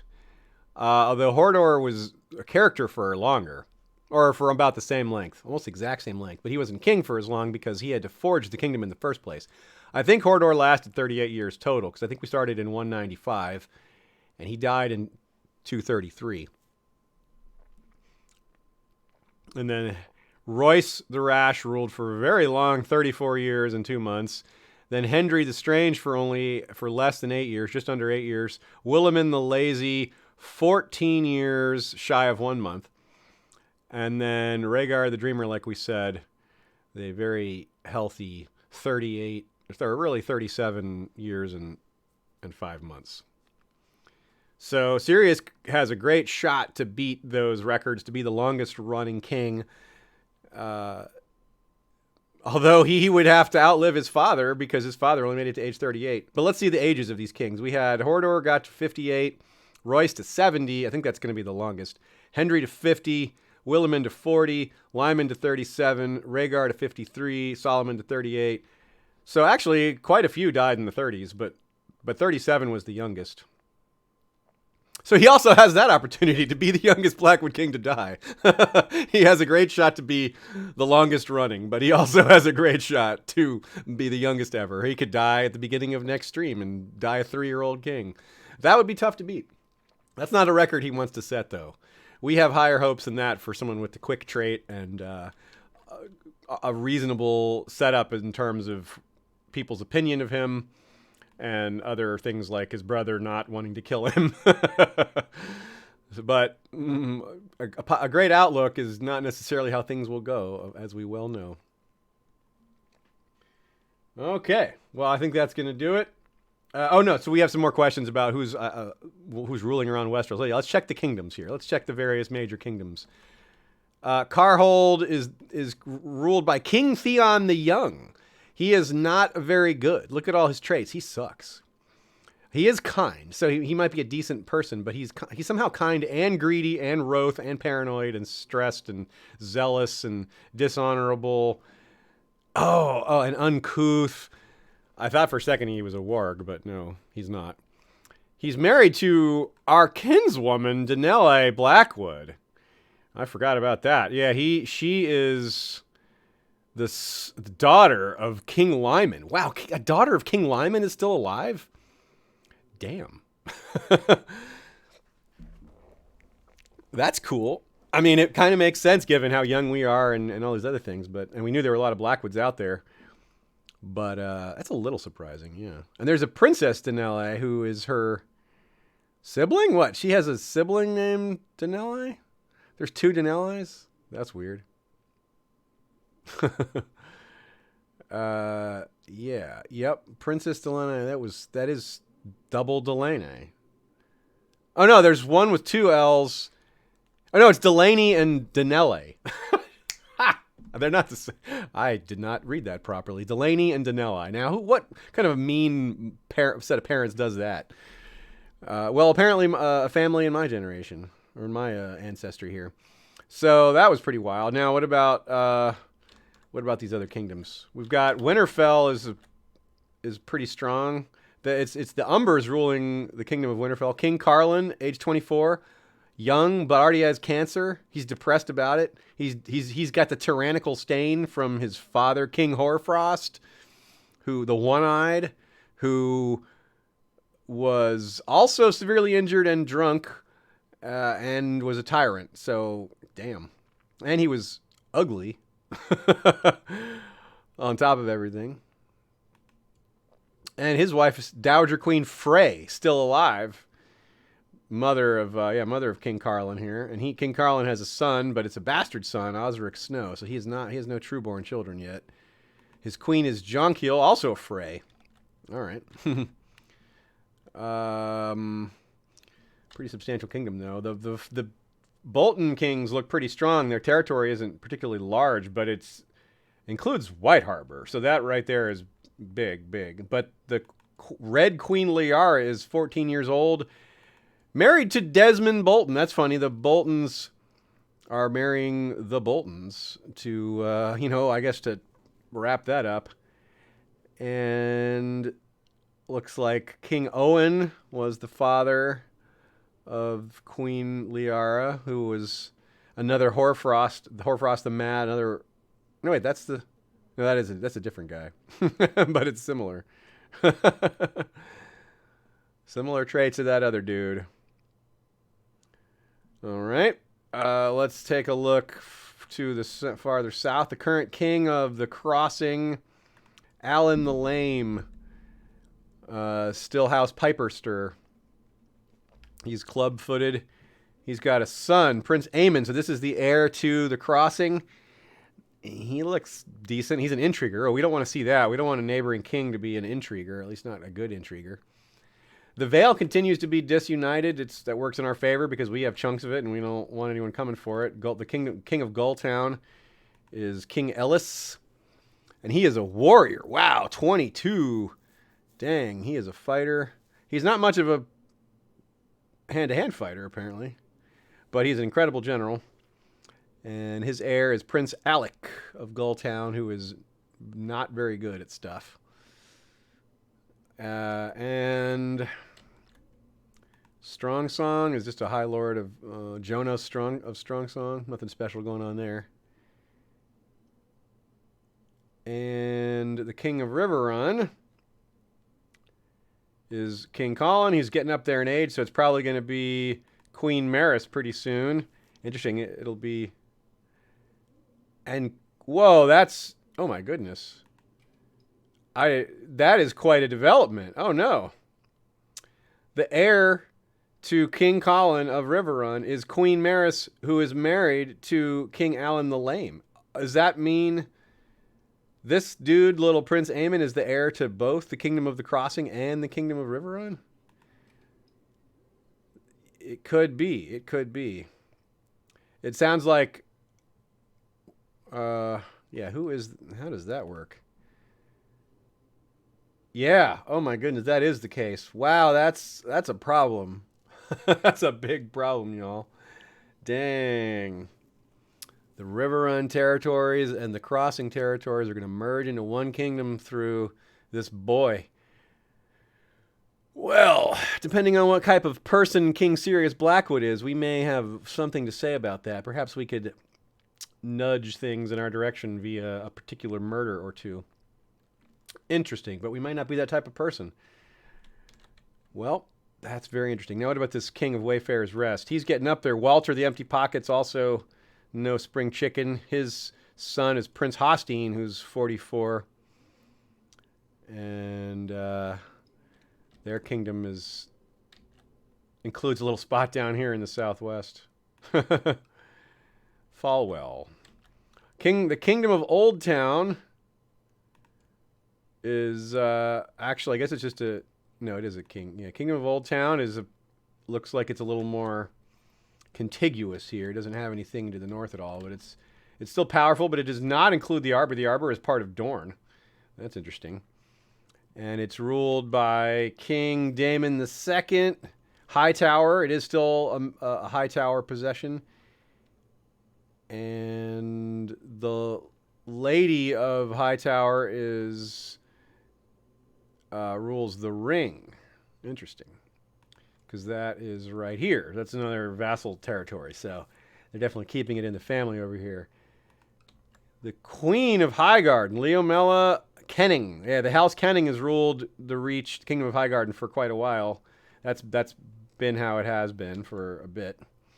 They have mostly a contiguous kingdom except for this piece of the west and Great Fork over here in the Riverlands. So a couple of extra possessions, but mostly this strangely shaped but connected blob on centered around the Mander, I suppose we could say.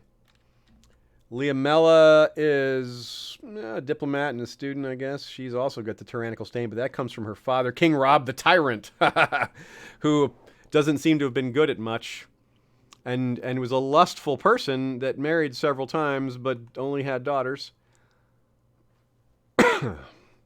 His first wife was killed by a sellsword captain. That's probably an interesting story. And let's check out Dorne. It looks like Dorne is still ruled from the seat of Gaston Grey, which has been a state of affairs for a while. And this is an interesting-looking red-headed Targaryen named Prince Valerian. whose father was killed in a dragon-on-dragon battle, or killed by a dragon, killed by Gorgorkos. And Valerian has the flu, he's a drunkard, he's got gout, yet he is proud and cruel and ambitious. He has a sympathy for the Valyrian. He is a dragon rider, so that's interesting. His dragon is Gorgorkos, of course. Gorgorkos is currently incapable. Oh, no, it's just non-human. Okay, no, he's not incapable. But he is lazy and affectionate. Aw, what a cute little dragon. And what is happening with all this splitting up of the kingdoms down here? We have a Princess Ermeline, Lady Paramount Martell here. Married to another Martell. Interesting. Vaith is its own little spot these days. Lady Dacey the Just, also a Martell. Huh. Dorne is not as connected as it was there. It looks like it's fallen into some sort of chaos. The Stormlands is just a big way. It would be nice if we could get down in there to unite it all, but it's so far away from us. But it is not united by any means. Tumbleton is a kingdom, sort of. It's just ruled by Lord Baelor the Hairlip, who is a dishonorable rebel leader, Craven, who is cynical, shy, arbitrary. This guy has no good traits. He's obese. He's charismatic negotiator. That's a good trait. Oh, and he has a book about the Baratheons. Kin of the Stag. That's cool. I like these little books and treasures that pop up. Bronzegate has a little mini kingdom here. Lordship. They haven't called themselves a king. Lord Buckler, Lord Brindamere. And let's look overseas briefly. We got Tyrosh. Looks like it's got a bit of territory. But not as much as the Bearded Priests. Holy crap. Look at the craziness of Norvos these days. Free City of the Bearded Priests rules all this territory. They rule a huge chunk of Western Essos. Mir has a pretty good chunk as well, and Braavos has expanded a small bit. But yeah, nothing compared to the Bearded Priests. These are not your father's Bearded Priests. New Geese is looking a little more united than it would have been in proper Song of Ice and Fire. And Cal Fesho, he's so fesh, is doing quite well for himself.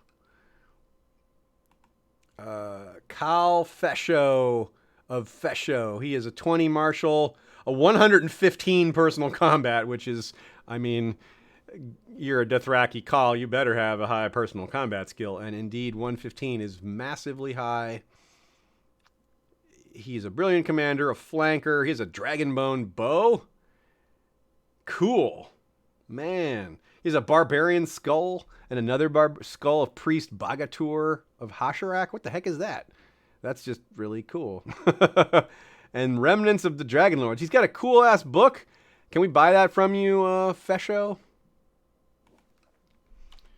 Way over here. Looks like kind of the relatively normal state of affairs way over there. That part of the game we won't be interacting with unless we go on tour, which is possible.